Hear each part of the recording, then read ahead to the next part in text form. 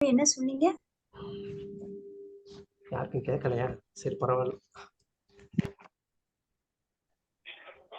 Hare Krishna Prabhu. Prabhu okay, some more points கொடுக்கலாமா? Some more பாயிண்ட்ஸா மாதாஜி? கொடுக்கலாமா? கொடுங்க மாதாஜி, அப்படியாவது ஓகே. கூடாது. 5.54 வந்து புலனகிர்ச்சிக்காக திருடுவது, கடன், பிச்சை எடுப்பதெல்லாம் கண்டிக்கப்படுகிறது. அதுக்கப்புறமா பலவிதமான புலன் இன்பங்கள் இருந்தாலும் ஆண் பெண் காதல் இத பற்றி தான் அதிகமா வந்து 8வது ஸ்லோகத்துல சொல்லி இருக்கிறாங்க. ஓகே. அப்புறம் ஞானிகள் கர்மத்தில் வந்து ஈடுபடுவதில்லை, அவங்களுக்கு தெரியும் அதனால வர துன்பங்கள் வந்து யூஸ்லெஸ்ன்னு தெரிஞ்சு இருக்காங்க.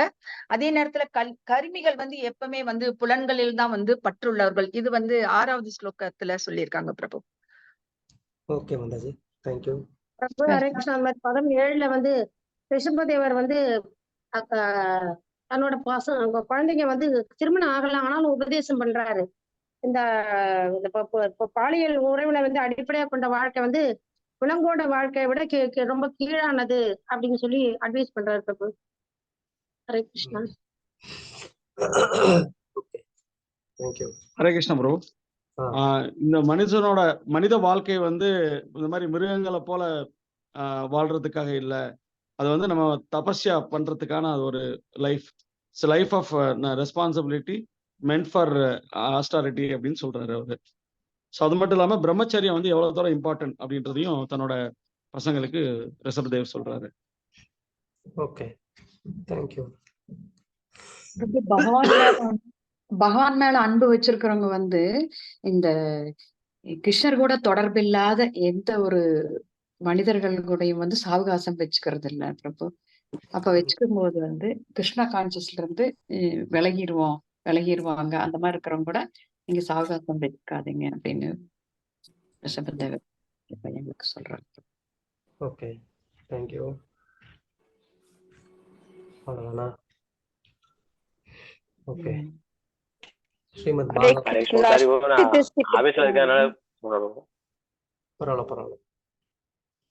ஸ்ரீமத் பாகவதம் 5வது ஸ்கந்தம்.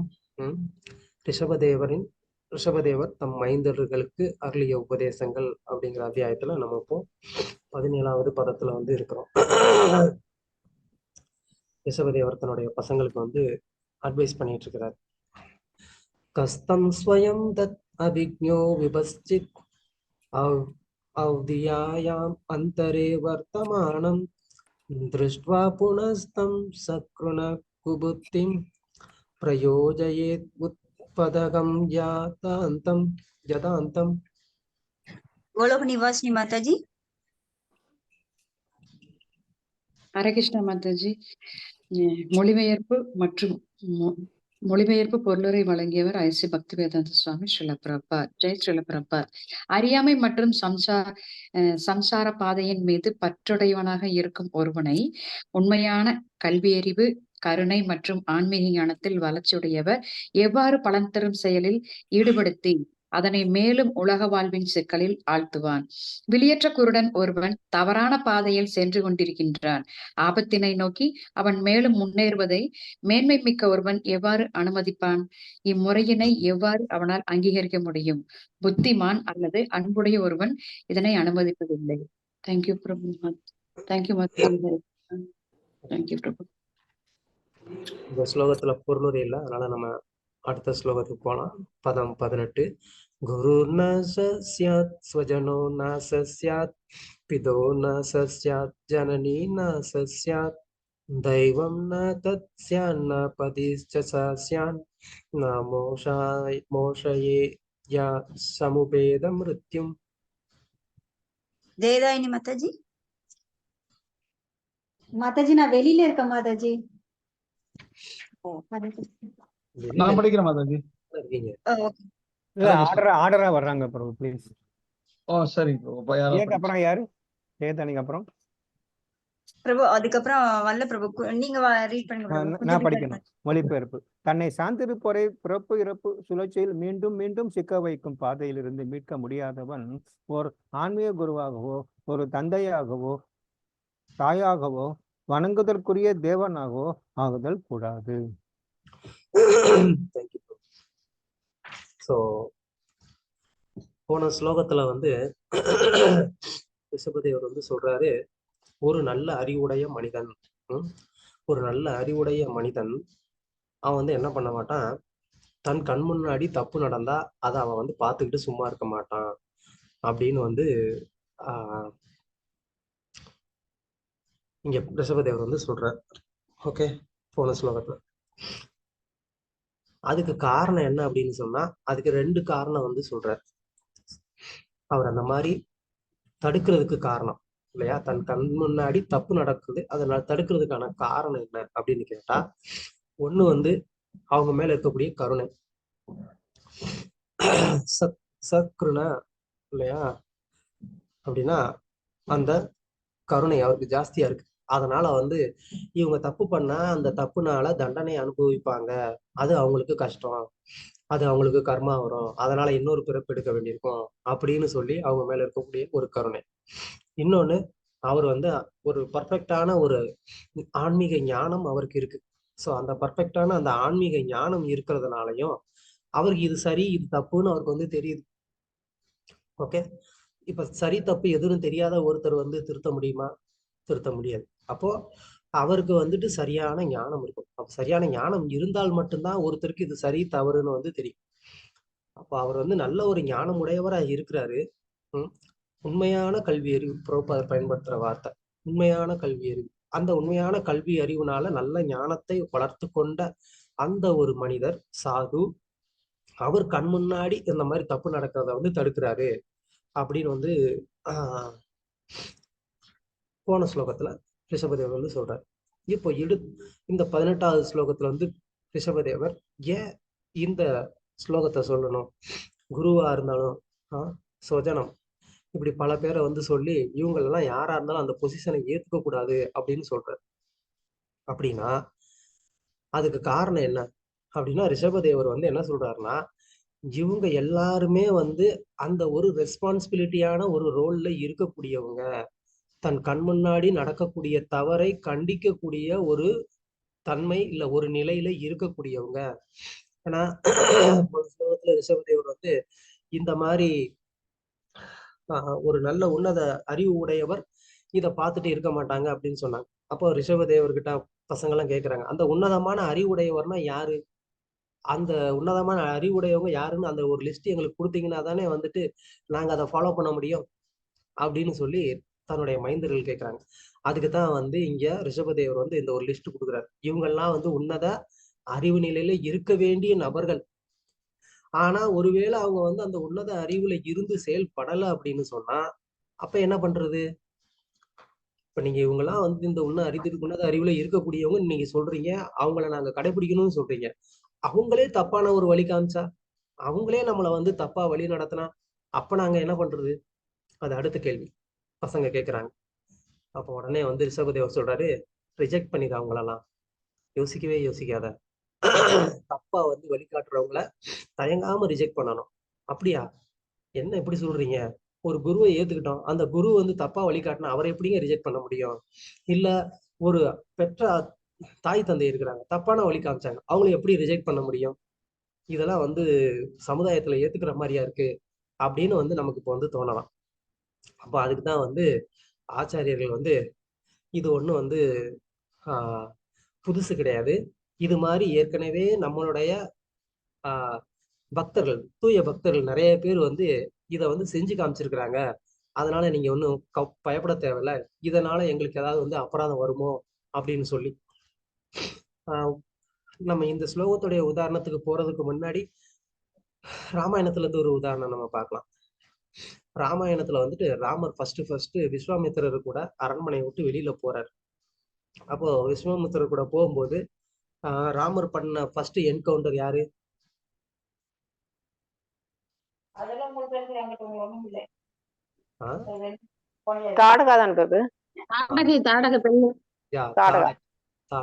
தாடகையை வந்து ஃபர்ஸ்ட் என்கவுண்டர் பண்றாரு.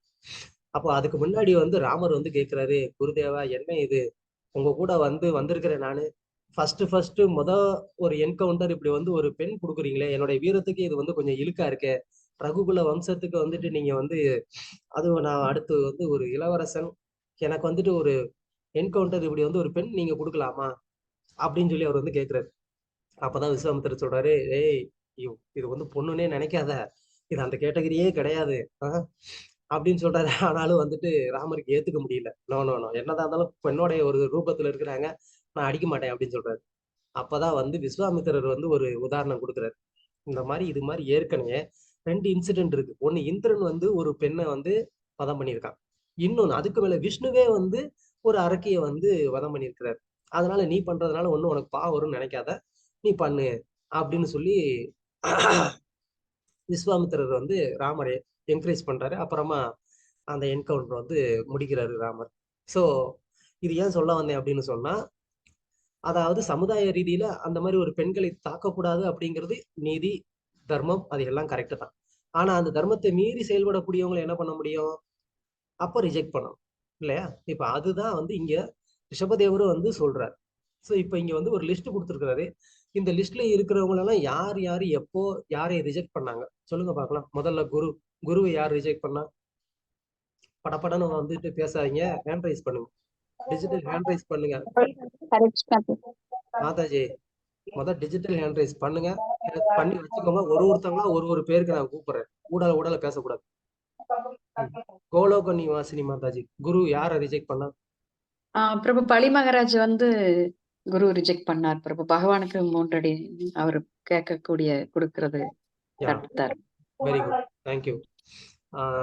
யாரு சுபத்ரா ஸ்ரீனா? பிரபு நந்தசுத்த கோவிந்ததாஸ் என்னோட ஒய்ஃபோட லாகின்ல இருக்கிறேன் நான். Okay okay, sorry. ஸ்வஜனம் யாரு? ஸ்வஜனம்னா சொந்தக்காரங்க. அவங்கள ரிஜெக்ட் பண்ணது யாரு உதாரணம் சொல்லலாம்? ஓகே, ராமரங்கினி மாதாஜி, ஸ்வஜனம் யாரு ரிஜெக்ட் பண்ணா? சொந்தக்காரன்னு புரியல பிரபு, எனக்கு அது தெரியல. எனக்கு அந்த ஆன்சர் தெரியல, வேற ஆன்சர் தெரியும். அதான் ஹேண்ட் ரைஸ் பண்ண பிரபு. சாரி, ஆன்சர் பண்ணுங்க. ஓகே, துளசி தாய் ரிஜெக்ட் பண்ணது ஹரே கிருஷ்ண பிரபு. விபீஷன் பிரபு அண்ணனை ரிஜெக்ட் பண்ணாரு. Very good. ஸ்வஜனம் கைகையுமே ரிஜெக்ட் பண்ணாரு பரதன். ஒண்ணு போதும். பத்மாக்ஷி யார் அது சொல்லுங்க. அடுத்தது வந்து பிதா. அது தெரியும் பிரபு, சொல்லலாமா? மாதாஜி உங்களுக்கு தான் சான்ஸ் முடிஞ்சு, அடுத்தவங்க சொல்ல விடுங்க. பத்மாக்ஷி யார் அது? பத்மாக்ஷி மாதவி கேட்கலையா? வேற யார் இருக்கா? வேற யாரும் சொல்லலையா? ராமரங்கினி மாதாஜி சொல்லுங்க. பிதா அவங்க பிரகலாத் மகாராஜ் தந்தையை துறந்தார். யா, வெரி குட், போதும். நன்றி பிரபு. வேற யாரு? தேஜஸ்னி மாதாஜி, ஜனனி.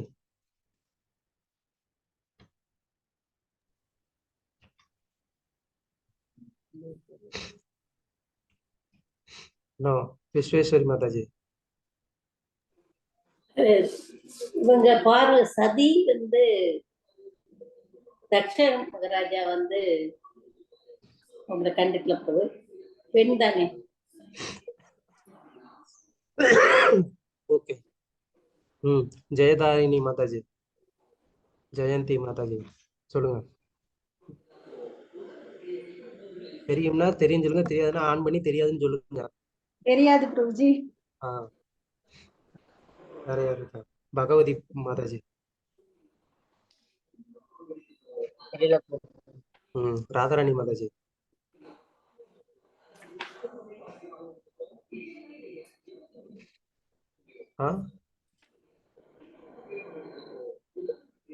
ராதாராணி மாதாஜி தெரியல பிரபு. ஹரே கிருஷ்ணா. ரங்கராஜ் பிரபு. பிரபு இருங்க மாதாஜி. ஹரே கிருஷ்ண பிரபு, கேள்வி எனக்கு புரியல. கேள்வி புரியல. ஜனனின்னா அம்மாவை வந்து ரிஜெக்ட் பண்ணது யாரு? அம்மாவை ரிஜெக்ட் பண்ணது பரதன். யா, வெரி குட். அவ்வளவுதான், இதுதான் கேட்டேன். என்னன்னு தெரியாது, உண்மையை சொல்லிடுறேன் பிரபு, சாரி. ஜனனினா தெரியல, அதனாலதான் நான் கூட பேசாம இருந்தேன். அப்ப அத கேட்கணும்ல, ஜனனினா என்ன அர்த்தம்னு கேட்கணும்ல. நான் கேட்டேன் பிரபு உங்கள்கிட்ட. நீனே தெரியலன்னு சொன்னேன், நான் ஜனனினா தெரியல பிரபு அப்படின்னு சொன்னேன். ஜனனினா தெரியும் சொன்னீங்களா? ஓகே. தெய்வம்னா டெமிகாட்ஸ். கிருஷ்ண பக்தர்கள் எல்லாருமே திறந்திருக்காங்க பிரபு. நந்த மகாராஜ் அண்ட் இருங்க இப்ப யாரு கிருஷ்ண பக்தர்கள் எல்லாருமே திறந்தாங்கன்னு சொன்னது? ஹரே கிருஷ்ணா பிரபு. சீத்தலகேசி. அவங்களுக்கு ஒரு 500 ஃபைனை போடுங்க. கொஞ்சம் பேர் ப்ரோ நோட் பண்ணிக்கோங்க, ஒரு நிஜமா தான் சொல்றேன். கான்டெக்சுவலா ஆன்சர் சொல்லுங்க, இது எல்லாருக்குமே தெரிஞ்சதுதான். இங்க என்ன தேவைப்படுது அதை பேசுங்க. தெய்வம் டெமிகாட் சர்ஜி யாரு? ரொம்ப நான் சொல்லட்டுமா? சொல்லுங்க. நந்த மகாராஜ். நந்த மகாராஜ், உங்களுக்கு ஒரு 500 ஃபைன் போடணும். வேற பிரபு அந்த பிரபு நான் சொல்லட்டுங்களா? கோவர்தனகிரிக்கு பூஜை பண்ணும்போது இந்திரனோட இதை ரிஜெக்ட் பண்ணாங்க. ஓகே, சௌமியா மாதாஜி. கிருஷ்ணர் ரிஜெக்ட் பண்ணாங்க. கிருஷ்ணர் யார உங்களை ரிஜெக்ட் பண்ணிட்டாரா? இல்ல அவர் டெமிகாட் வர்ஷிப் வேணான்னு அவர் தானே சொன்னார் அவங்க அப்பா கிட்ட. ராமா ராமா. கட்டுவாங்க மகாராஜா வந்து என்ன பண்ணாரு, அவர் வந்து தேவர்களுக்காக யுத்தம் பண்ணதுக்கு அப்புறமா வந்து தேவர்கள் எல்லாம் நீங்க வந்து அவருக்கு நிறைய வரம் கொடுக்கறதுக்கு வந்து ரெடியா இருந்தாங்க. அப்ப அவர் வந்து என்ன பண்ணாரு, அதெல்லாம் எனக்கு வேண்டாம், இப்போ எனக்கு டைம் கம்மியா இருக்கு, நான் இமீடியட்டா போய் நான் வந்து டிவோஷனல் சர்வீஸ்ல ஈடுபட்டு நான் என்ன பண்ணோம், பேக் டு ஆர்டர் போகணும், அதனால வந்து உங்க எதுவும் பெனிஃபிட்ஸ் எதுவும் வேணாம் அப்படின்னு சொல்லிட்டு போயிட்டாரு. பத்தி கணவரை ரிஜெக்ட் பண்ணது யாரு? ரிஜெக்ட் பண்ணாங்கன்னா தர்மத்துக்காக யாரு ரிஜெக்ட் பண்ணா அப்படின்னு சொல்லணும். நிறைய பேர் ரிஜெக்ட் பண்ணவங்க சமுதாயத்துல இருக்கிறாங்க. இன்னைக்கு ஒரே ரிஜெக்ட் தான், அதை நான் சொல்ல வரல. தர்மத்துக்காக ரிஜெக்ட் பண்ண அந்த உத்தம பத்னிகளை பத்தி சொல்லிக்கிட்டு இருக்கேன். சீதாதேவி. கரெக்ட் தான், அது ஒரு விதத்துல லைவ் எக்ஸாம்பிள் பார்த்திருக்கேன் நானு. நீங்க சீதா வந்து கணவருக்கு சேவை பண்ணணும்ன்ற அந்த ஒரு காரணத்துக்காக வந்து என்ன பண்ணாங்க, நீ காட்டுக்கு வராதான்னு சொல்லும் போது அப்படிலாம் நீங்க சொல்றதெல்லாம் கேட்க முடியாது, நான் வருவேன்னு சொல்லிட்டு கூட போயிட்டாங்க. ஓகே, அது ஒரு நல்ல ஒரு உதாரணம் தான்.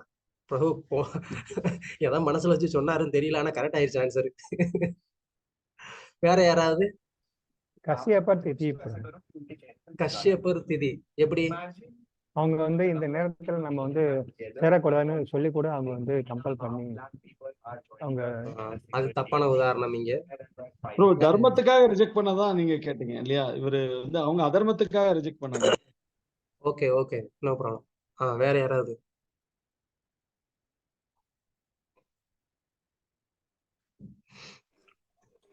தேவபூதி கபில முனிவரோட தாய், அவங்க தந்தை கர்த்தவ முனி தவம் பண்றதுக்காக போனப்ப அவங்க பிரிஞ்சிருந்தாங்க.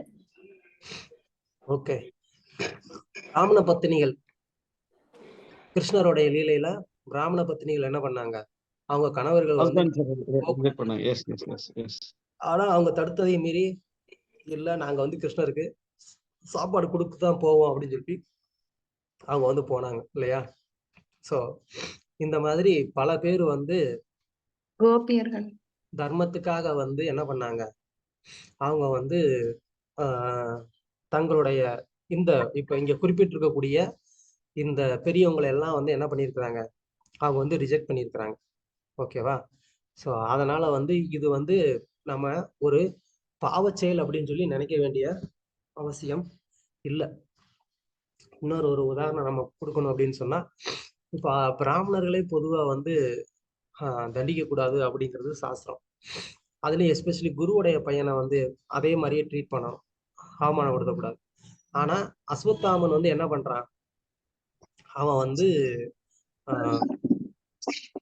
பாண்டவர்களுடைய பசங்களை எல்லாம் கொண்டுறான். அப்போ போய் அர்ஜுனனும் பீமனும் அவனை அரெஸ்ட் பண்ணி கொண்டு வராங்க. அப்போ வந்து பீமன் கொல்லணுங்கிறான், கிருஷ்ணரும் வந்து கொல்லுங்கிறாரு. அப்புறமா திரௌபதி வந்து வேணாம் அப்படிங்கிறான். பட் கடைசியில வந்து என்ன பண்றாங்க, ஒரு முடிவு வந்து அவனை வந்து அந்த மணியை எடுத்துட்டு அவனை கொஞ்சம் முடியை வெட்டி அவமானப்படுத்தி அனுப்பிச்சிடுறாங்க. ஸோ அந்த இது வந்து இப்போ ஒரு தண்டனை கொடுத்துருக்குறாங்க. அப்ப அது வந்து அபராதமா ஆகுமா? அது அபராதமா ஆகாது. ஏன் அப்படின்னு சொன்னா அவருடைய அந்த குற்றத்துக்கு பாவத்துக்கு ஏத்த மாதிரி ஒரு சிறிய தண்டனை வந்து அவருக்கு வந்து கொடுத்துருக்குறாங்க. அது சத்திரியருடைய கடமை. ஒரு சத்திரியனா அவங்க வந்து நாட்டுல வந்து அந்த மாதிரியான ஒரு தவறு நடக்கும்போது அதுக்காக அவங்க வந்து தண்டனை கொடுக்க வேண்டியது அவங்களுடைய கடமை.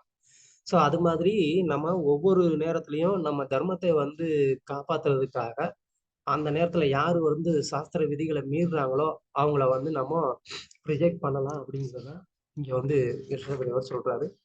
பொருளுரையில பிரபுபாதர் அதுதான் டீட்டெயிலா வந்து கொடுத்துருக்காரு. ஓகே, பதம் 19.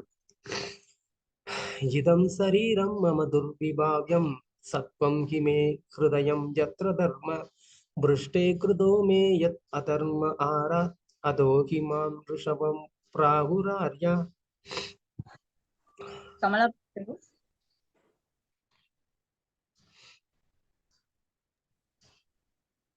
வெளியில நிக்கிறேன். இப்ப வருவார் மாதாஜி, கொஞ்சம் இப்ப வருவார். ஹரே கிருஷ்ணா மாதாஜி, நான் படிக்கிறேன் மாதாஜி. ஹரே கிருஷ்ணா. ஹரே கிருஷ்ணா. எனது உன்னத உடலான சச்சித் ஆனந்த விக்கிரகம் ஓர் மானிட வடிவினை போல தோன்றும். ஆயினும் இது பௌதீக மானிட உடல் அல்ல. இது கற்பனை கெட்டாதது. ஒரு குறிப்பிட்ட உடலை ஏற்றுக்கொள்வதற்கு ஜட இயற்கையினால் நான் பலவந்தப்படுத்தப்படுவதில்லை. நான் எனது இனிமையான விருப்பத்தினாலேயே ஒரு உடலை ஏற்றுக்கொள்கிறேன். எனது இதயமும் கூட ஆன்மீகமானதே. மேலும் நான் எப்போதும் எனது பக்தர்களின் நலனை பற்றியே சிந்திக்கின்றேன். எனவே எனது இதயத்தினுள் பக்தர்களுக்கான பக்தி தொண்டினை காண முடியும். எனது இதயத்திலிருந்து வெகு தொலைவில் நான் அதர்மங்களை, பக்தி அல்லாத செயல்களை அளித்திருக்கிறேன். அவை எனக்கு பொருந்துவதில்லை. இவ்வுன்னத குணங்களின் காரணமாகவே மக்கள் பொதுவாக என்னை உயிர்கள் அனைவரிலும் சிறந்த முழுமுதற் கடவுள் ரிஷபதேவர் என்று வழிபடுகின்றனர். ஹரே கிருஷ்ணா பிரபு. தேங்க்யூ. ஒரு நல்ல ஸ்லோகம் இது. நிறைய விஷயம் இதுல வந்து விவாதிக்கிறது இருக்கு. ஸோ முதல்ல வந்து கிருஷ்ணர் இப்போ அதாவது ரிஷபதேவர் யார் யாரெல்லாம் ரிஜெக்ட் பண்ணலாம் அப்படின்னு வந்து சொன்னாரு. உடனே அவங்க பசங்கள்லாம் அப்படியே அப்பா அப்படியே ஒரு மாதிரி பார்த்தாங்க. அப்படின்னா உங்களுடைய இன்ஸ்ட்ரக்ஷனை நாங்க வந்து ரிஜெக்ட் பண்ணிக்கலாமா அப்படிங்கிற மாதிரி பார்த்தாங்க. அதுக்குதான் வந்து ரிஷபதேவர் ஒரு என்னை ரிஜெக்ட் பண்றதுக்கு வந்துட்டு நான் வந்து சாதாரணமான ஒரு டாடி கிடையாது. நான் சாதாரணமான ஃபாதர் கிடையாது. நான் காட் ஃபாதர் அப்படின்னு சொல்லி இங்க பகவான் வந்து என்ன பண்றாரு, தன்னுடைய அந்த உன்னத தன்மையை வந்து இங்க பசங்களுக்கு வந்து எடுத்து சொல்றாரு. ஏன்னா இப்போ அந்த தந்தையோடைய அறிவுரையை அவங்க வந்து சீரியஸா எடுத்துக்கணும் அப்படின்னு சொன்னா அப்ப அறிவுரை சொன்னவர் யாரு அப்படிங்கிறது வந்து முக்கியம் இல்லையா? அவருடைய மகத்துவம் தெரிஞ்சாதான் அந்த இன்ஸ்ட்ரக்ஷனை சீரியஸா எடுத்துப்போம். இப்போ நம்ம வீட்லயே இது வந்து இருக்கும். நம்ம குழந்தைங்களுக்கு யாராவது ஒரு நபர் மேல, நம்ம குடும்பத்து நபர்களோ இல்ல சொந்தக்காரங்களோ ஒரு நபர் மேல ஒரு நல்ல மரியாதை இருக்கும். பொதுவாகவே குழந்தைங்க அம்மா சொன்னா வந்து காதுல வாங்க மாட்டாங்கிறது எல்லாருக்குமே வந்து தெரிஞ்ச விஷயம். அப்போ வந்து குழந்தைங்களை ஏதாவது ஒரு விஷயத்த கேட்க வைக்கணும் அப்படின்னு சொன்னா நம்ம என்ன பண்ணுவோம், அவங்களுக்கு யாரு மேல ரெஸ்பெக்ட் அதிகமோ அவங்ககிட்ட சொல்லி கொஞ்சம் சொல்லுங்க, கேட்க மாட்டேங்கிறான் அப்படின்னு சொல்லுவோம் இல்லையா? அப்ப அவங்க சொன்னா அவங்க வந்து அதை வந்து ஏத்துப்பாங்க. அதனால இது காமனான ஒரு விஷயம். அவங்க யாருக்கு மேல மரியாதை அதிகமா இருக்கோ அவங்களுடைய பேச்சு கேட்பாங்க. அப்போ இங்க ரிஷபதேவருடைய அந்த வார்த்தையை வந்து அவங்க சீரியஸா எடுத்துக்கணும் அப்படிங்கிறதுக்காக ரிஷபதேவர் அவர் என்ன சொல்றாரு, என்னைய வந்து ஒரு சாதாரணமான ஒரு மனிதனா நீ வந்து நினைச்சுக்காத. உன் முன்னாடி நீ உட்கார்ந்துருக்கிறன்றதுக்காக சாதாரண ஒரு மனிதன் மாதிரி நான் உட்கார்ந்துருக்கிறதுனால நீ என்னை வந்து ஒரு சாதாரண மனிதன்னு நினைச்சுக்காத. ஏன்னா என்னுடைய தேகம் வந்து என்ன, இதம் சரீரம் மம துர்விபாவம் அப்படின்னு வந்து பாவியம்னு வந்து சொல்றாரு. இதம்னா வந்து ரிஷபதேவர் வந்து தன்னுடைய ஆள்காட்டி வரல வந்து தன்னுடைய நெஞ்சில தொட்டு காமிக்கிறாரு. ஏய் பசங்களா, இந்த சரீரம் பாருங்க, இப்ப பாக்குறீங்களே இந்த சரீரம், இது வந்து எப்படி என்னுடைய இந்த சரீரம் துர்விபாவியம், அது வந்து என்னது, கற்பனைக்கு எட்டாதது. அச்சிந்திய அப்படின்னு சொன்னா என்ன அர்த்தம்? அச்சிந்தையிதும் அசக்கிய, அச்சிந்தையிதும் அசக்கிய அப்படின்னு சொன்னா கற்பனைக்கு எட்டாதது. அதுதான் இங்க வந்து துர்விபாவியம்னு வந்து சொல்றாங்க. பகவானுடைய தேகம் எதுக்கு கற்பனைக்கு எட்டாதது அப்படின்னு சொன்னா, கிருஷ்ணர் வந்து குழந்தையா இருக்கிறாரு. அவருடைய வாயில வந்துட்டு பிரபஞ்சத்தையே காமிக்கிறாரு. ஒரு குழந்தையுடைய வாய்க்குள்ள எப்படி ஒரு முழு பிரபஞ்சமும் தெரிய முடியும்? அந்த பிரபஞ்சத்துக்குள்ள இன்னொரு ஒரு கிருஷ்ணர், அந்த கிருஷ்ணருடைய வாயில இன்னொரு பிரபஞ்சம், இப்படி போய்கிட்டே இருக்கு. இது சாதாரணமான ஒரு விஷயமா? இது வந்து நடக்கக்கூடிய ஒரு விஷயமே கிடையாது. அப்படின்னு சொன்னா அதுதான் வந்து அச்சிந்திய அப்படிங்கிறது. ஒரு சின்ன ஒரு பையன், நம்ம ஏற்கனவே பார்த்தோம், எப்படி வந்து ஒரு பிரம்மாண்டம் வந்து எவ்வளவு பெரிய சைஸ், அந்த பிரம்மாண்டம் வந்து மகாவிஷ்ணுனுடைய தேகத்துல இருந்து வரக்கூடிய ஒரு வேர்வை துளி அளவுதான் இருக்கும் அப்படின்னு சொன்னா அந்த மகாவிஷ்ணு எவ்வளவு பெருசா இருப்பாருன்னு யோசிச்சு பார்க்கணும். அப்போ அப்பேற்பட்ட அந்த ஒரு சிருஷ்டி ஒரு சின்ன குழந்தையோட வாய்க்குள்ள எப்படி எல்லாமே வந்து தெரிய முடியும் இல்லையா? ஸோ ஜஸ்ட் லைக் நம்ம கையில வந்து மொபைல் இருக்கு, மொபைல்ல ஒரு சின்ன ஸ்கிரீன் தான் இருக்கு, அந்த சின்ன ஸ்கிரீன்ல உலகத்தையும் நம்ம வந்து பாக்குறதுக்கு முடியும் இல்லையா? அது மாதிரி பகவான் வந்து என்ன பண்ணாரு, யசோதாக்காக ஒரு ஸ்பெஷல் ஷோ போட்டு காமிச்சாரு, இதுதாமா வந்து சிருஷ்டி அப்படின்னு சொல்லி. ஸோ அதனால பகவானுடைய தேகம் வந்து கற்பனைக்கு எட்டாதது அப்படிங்கிறத நம்ம வந்து புரிஞ்சுக்கணும். அதுக்கப்புறமா அவருடைய இன்ஸ்ட்ரக்ஷனை வந்து ஏன் ரிஜெக்ட் பண்ணக்கூடாது, ஏன் கேட்கணும் அப்படின்னு சொன்னா அதுக்கு இங்க வந்து என்ன காரணம் சொல்றாரு. அதாவது முதல்ல அவருடைய தேகம் ஆன்மீகமானதுங்கிறத வந்து சொல்லிட்டாரு. ஸோ நான் வந்து இந்த பௌதிகமான ஒரு உடலா இருந்தா அப்போ முக்குணங்கள்னால நான் பாதிக்கப்படுவேன். அப்போ முக்குணங்கள்ல பாதிக்கப்பட்டவனால வந்து என்ன பண்ண முடியாது, தர்மத்தை பத்தி பேச முடியாது இல்லையா? தர்மம் சாட்சாத் பகவத் பிரேமியம் இல்லைன்னா அதுக்கான மகாஜனாஸ் இருக்கிறாங்க, அவங்கதான் வந்து சொல்ல முடியும். ஏன்னா அவங்க அந்த முக்குணத்தை கடந்து இருக்கிறதுனால. அப்போ அதே மாதிரி நான் இந்த தேகத்துல இருக்கிறதுனால நான் வந்து இந்த முக்குணத்தினால நான் வந்து பலவந்தப்படுத்துறேன்னு நினைச்சுக்காத. நான் இப்போ உன் கண்ணு முன்னாடி உனக்கு பாக்குற மாதிரி நான் உட்கார்ந்து இருக்கிறது அது என்னுடைய சுய விருப்பம். இந்த மாதிரி வந்து உனக்கு பாக்குற மாதிரி நான் வந்து இருக்கிறது உனக்கு வந்து ஒரு நல்லதை கொடுக்கணுங்கிறதுக்காக நான் இந்த ரூபத்துல வந்து உட்கார்ந்துருக்கிறேன். நான் கட்டாயத்தினால வந்து உட்காரல, உன் மேல இருக்கக்கூடிய அன்புனால கருணையினால நான் வந்து உட்கார்ந்துருக்கிறேன்னு வந்து அது ஒரு காரணம் சொல்றாரு. அதுக்கப்புறம் இன்னொன்னு, நான் எப்பவுமே வந்து பக்தருடைய நலன் விரும்புறேன் அப்படிங்கிறதையும் வந்து சொல்றாரு. பக்தருடைய நலன் விரும்புறதுனால எப்பயுமே ஒருத்தவங்க யாராவது ஒருத்தவங்களுடைய நலன் விரும்பியா இருக்கிறாங்க அப்படின்னா அவங்க வந்து கண்டிப்பா என்ன பண்ண மாட்டாங்க, அவங்களுக்கு வந்து தகாத விஷயங்களை வந்து சொல்ல மாட்டாங்க. அதான் நலன் விரும்பினே அர்த்தம் இல்லையா? தகாத விஷயங்களை சொன்னாங்க அப்படின்னா அப்ப நலன் விரும்பியே இல்லை. சோ அதனால இவர் வந்து பக்தருடைய நலன் விரும்பியா இருக்கிறதுனாலையும் இந்த அறிவுரையை வந்து நம்ம ரிஜெக்ட் பண்ண முடியாது அப்படிங்கிறதையும் நம்ம இங்க இருந்து புரிஞ்சுக்கணும். அதுக்கும் மேல அவருடைய ஹிருதயத்துல வந்து தர்மம் தான் இருக்கு, அவருடைய ஹிருதயத்துல அதர்மம் இல்ல அப்படிங்கிறதையும் வந்து சொல்றாரு. சோ எது தர்மம், அவருடைய இதயத்துல இருக்கக்கூடியது பக்தி தொண்டு. பக்தி தொண்டுங்கிற அந்த உயர்ந்த தர்மம் அவருடைய ஹிருதயத்துல இருக்கிறதுனால அதுல இருந்து வரக்கூடிய எந்த ஒரு அறிவுரையும் இல்லைன்னா பக்தி அல்லாத ஒரு செயலை வந்து அவர் என்ன பண்ண போறது இல்ல, அவர் வந்து சொல்ல போறதே கிடையாது. இது ரொம்ப ரொம்ப பியூட்டிஃபுல்லான ஒண்ணு. யாருடைய ஹிருதயத்துல பக்தி தேவி முழுமையா வந்து குடிகொண்டிருக்காளோ அந்த ஹிருதயத்துல இருந்து பக்தியை தவிர வேற எதுவுமே வராது. அதுதான் வந்து ஒரு உத்தம பக்தர்களுக்கான ஒரு லட்சணம். ஏன்னா பக்தி தேவி வந்து முழுசா அவங்களுடைய இதயத்தை ஆக்குப்பை பண்ணியிருக்கிறதுனால அந்த ஹிருதயத்துல இருந்து வரக்கூடிய எல்லா சப்தம், அந்த அந்த வேர்ட்ஸ் எல்லாமே வந்து எப்படி இருக்கும், அதெல்லாம் வந்து பக்தியா தான் இருக்கும். அந்த வார்த்தை போய் ஒருத்தவங்களுடைய ஹிருதயத்தை வந்து தொட்டு அங்கேயும் வந்து பக்தியை மலர செய்யும். ஸோ அதுதான் வந்து அந்த தூய பக்தருடைய ஒரு மகிமை. ஸோ அதனால என்னென்ன பார்த்தோம், அவருடைய தேகம் ஆன்மீகமானது, அப்புறமா அவர் வந்து நலன் விரும்பியா இருக்கிறாரு, அவர் வந்து ஜட இருக்கை குணங்களுக்கு பாதிக்கப்படாம இருக்கிறாரு, அப்புறம் வந்து அவருடைய ஹிருதயம் வந்து அதர்மத்தை வந்து எப்பயுமே நினைக்கிறது இல்ல, அவருடைய இதயத்துல வந்து பக்தி தான் வந்து இருக்கு.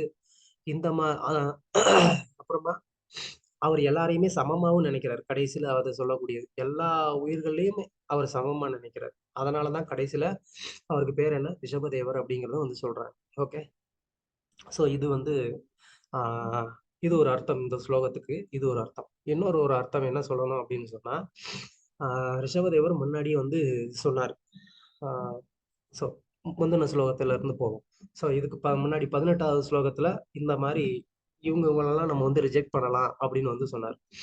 அப்போ இவங்களெல்லாம் ரிஜெக்ட் பண்ணிட்டா அப்ப நம்ம வந்து யார்கிட்ட இருந்துதான் வந்து நம்ம கேட்கறது, யார்கிட்ட இருந்து நம்ம பக்தியை பத்தி கேட்கறது, பகவானுக்கு எப்படி பக்தி பண்றது, இப்படி நமக்கு வந்து ஒரு கேள்வி வரலாம். ஸோ அதுக்குதான் வந்து ரிஷபதேவர் வந்து முன்னாடியே என்ன சொன்னார், 3வது ஸ்லோகத்துல வந்து என்ன சொன்னார், 3வது ஸ்லோகத்துல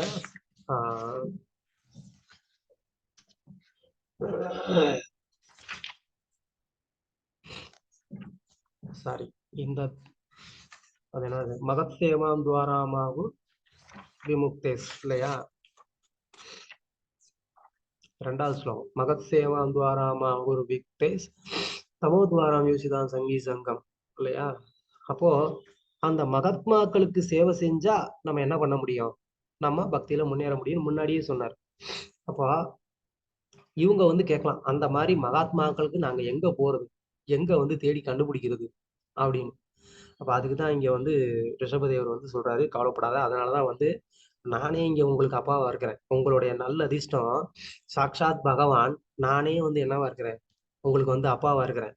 அது மட்டும் கிடையாது, என்னுடைய பையன் யாரு, பரதன், அவன் வந்து ரொம்ப பெரிய ஒரு சிறந்த பக்தன். அவன் வந்து உங்களுக்கு அண்ணனா வந்து உட்கார்ந்துருக்கான் உங்க வீட்டுல. அதனால வந்து நீங்க என்ன பண்ணுங்க, வைஷ்ணவ சேவையா உங்க அண்ணனுக்கு பண்ணுங்க, பகவானுடைய சேவையா நான் இருக்கிறேன் எனக்கு பண்ணுங்க. அப்படின்னா உங்களுக்கு அதிர்ஷ்டவசமா இந்த ரெண்டுமே உங்களுக்கு வீட்லயே இருக்கு. அதனால இந்த ரெண்டை பண்ணி நீங்க என்ன பண்ணலாம், நீங்க வந்து ஆஹ் பகவானை, அதாவது என்னை அடையலாம் அப்படிங்கிறதையும் இங்க இந்த ஸ்லோகத்துல வந்து சொல்றதா விஸ்வநாத சக்கரவர்த்தி தாக்கூர் வந்து கருத்து சொல்றாரு. ஓகே, ஸோ பர்போர்ட்ல வந்து பிரபுபாதர் இந்த துர்விபாவியம்ங்கிற அந்த வார்த்தையை தான் முக்கியமா வந்து ஃபுல்லா வந்து விளக்கியிருக்கிறாரு. இதை பத்தின டிஸ்கஷன் நம்ம நிறைய வந்து பண்ணியிருக்கோம், கேட்டிருப்பீங்க. ஓகே, பகவானுடைய தேகம் சச்சித்தானந்த விக்கிரகம் அப்படிங்கிறத பத்தி. ஓகே, அடுத்த ஸ்லோகம் பதம் 20. தஸ்மாத் பவந்தோ ஹிருதயேன ஜாத சர்வே மகியாம் சம் அமும் சநாபம் அக்லிஷ்ட புத்தியா பரதம் பஜத்வம் சுஷ்ணாம் தத்பரணம் பிரஜானாம். கருணாமயி கீர்த்திதா மாதாஜி. கிருபமாயி மாதாஜி. ஹரே கிருஷ்ணா. மொழிபெயர்ப்பு பக்தி வேதாந்த சுவாமி பிரபாத் பூஜை. அன்பு மைந்தர்களே, ஆன்மீக உறைவிடமான எனது இடத்திலிருந்து நீங்கள் அனைவரும் பிறந்திருப்பீர்கள். ஆகையினால் நீங்கள் லோகாய தவாதிகளாகவும் காழ்ப்புணர்ச்சி உடையவர்களாகவும் இருக்கக்கூடாது. நீங்கள் அனைவரும் பக்தி தொண்டில் மிகுந்த உயர்ந்த உள்ளங்கள் மூத்த சகோதரன் பரதனை ஏற்றுக்கொள்ள வேண்டும். பரதனின் தொண்டில் நீங்கள் ஈடுபட்டால் அவனுக்கு செய்யும் அந்த தொண்டில் எனது தொண்டும் உண்டாகியதாகும். மேலும் உங்கள் குடி மக்களை நீங்களே ஆட்சி செய்யவும் தொடங்குவீர்கள். ஹரே கிருஷ்ணா. குடிமக்களை இல்ல மாதாஜி, குடிமக்களை அப்கோர்ஸ் நிறைய குடிமக்களா தான் இருக்கிறாங்க, அவங்களெல்லாம் நம்ம வந்து திருத்தணும். ஓகே,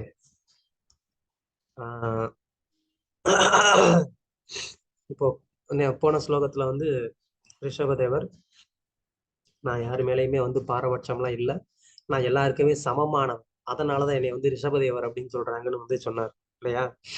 அதனால வந்து பசங்க வந்து கேட்டாங்க, அது என்ன நீங்க எல்லாருக்கிட்டையும் சமமா இருக்கிறேன்னு சொன்னீங்க, ஆனா உங்க பசங்களுக்குள்ளேயே நீங்க வந்து டிஃபரன்ஸ் பாக்குறீங்களே, உங்களுக்கு வந்துட்டு அது என்ன மூத்த பையனா மட்டும் தனி பிரியம், நாங்க மட்டும் வந்து உங்களுக்கு என்ன இலக்காரமா கேட்போமா இல்லையா.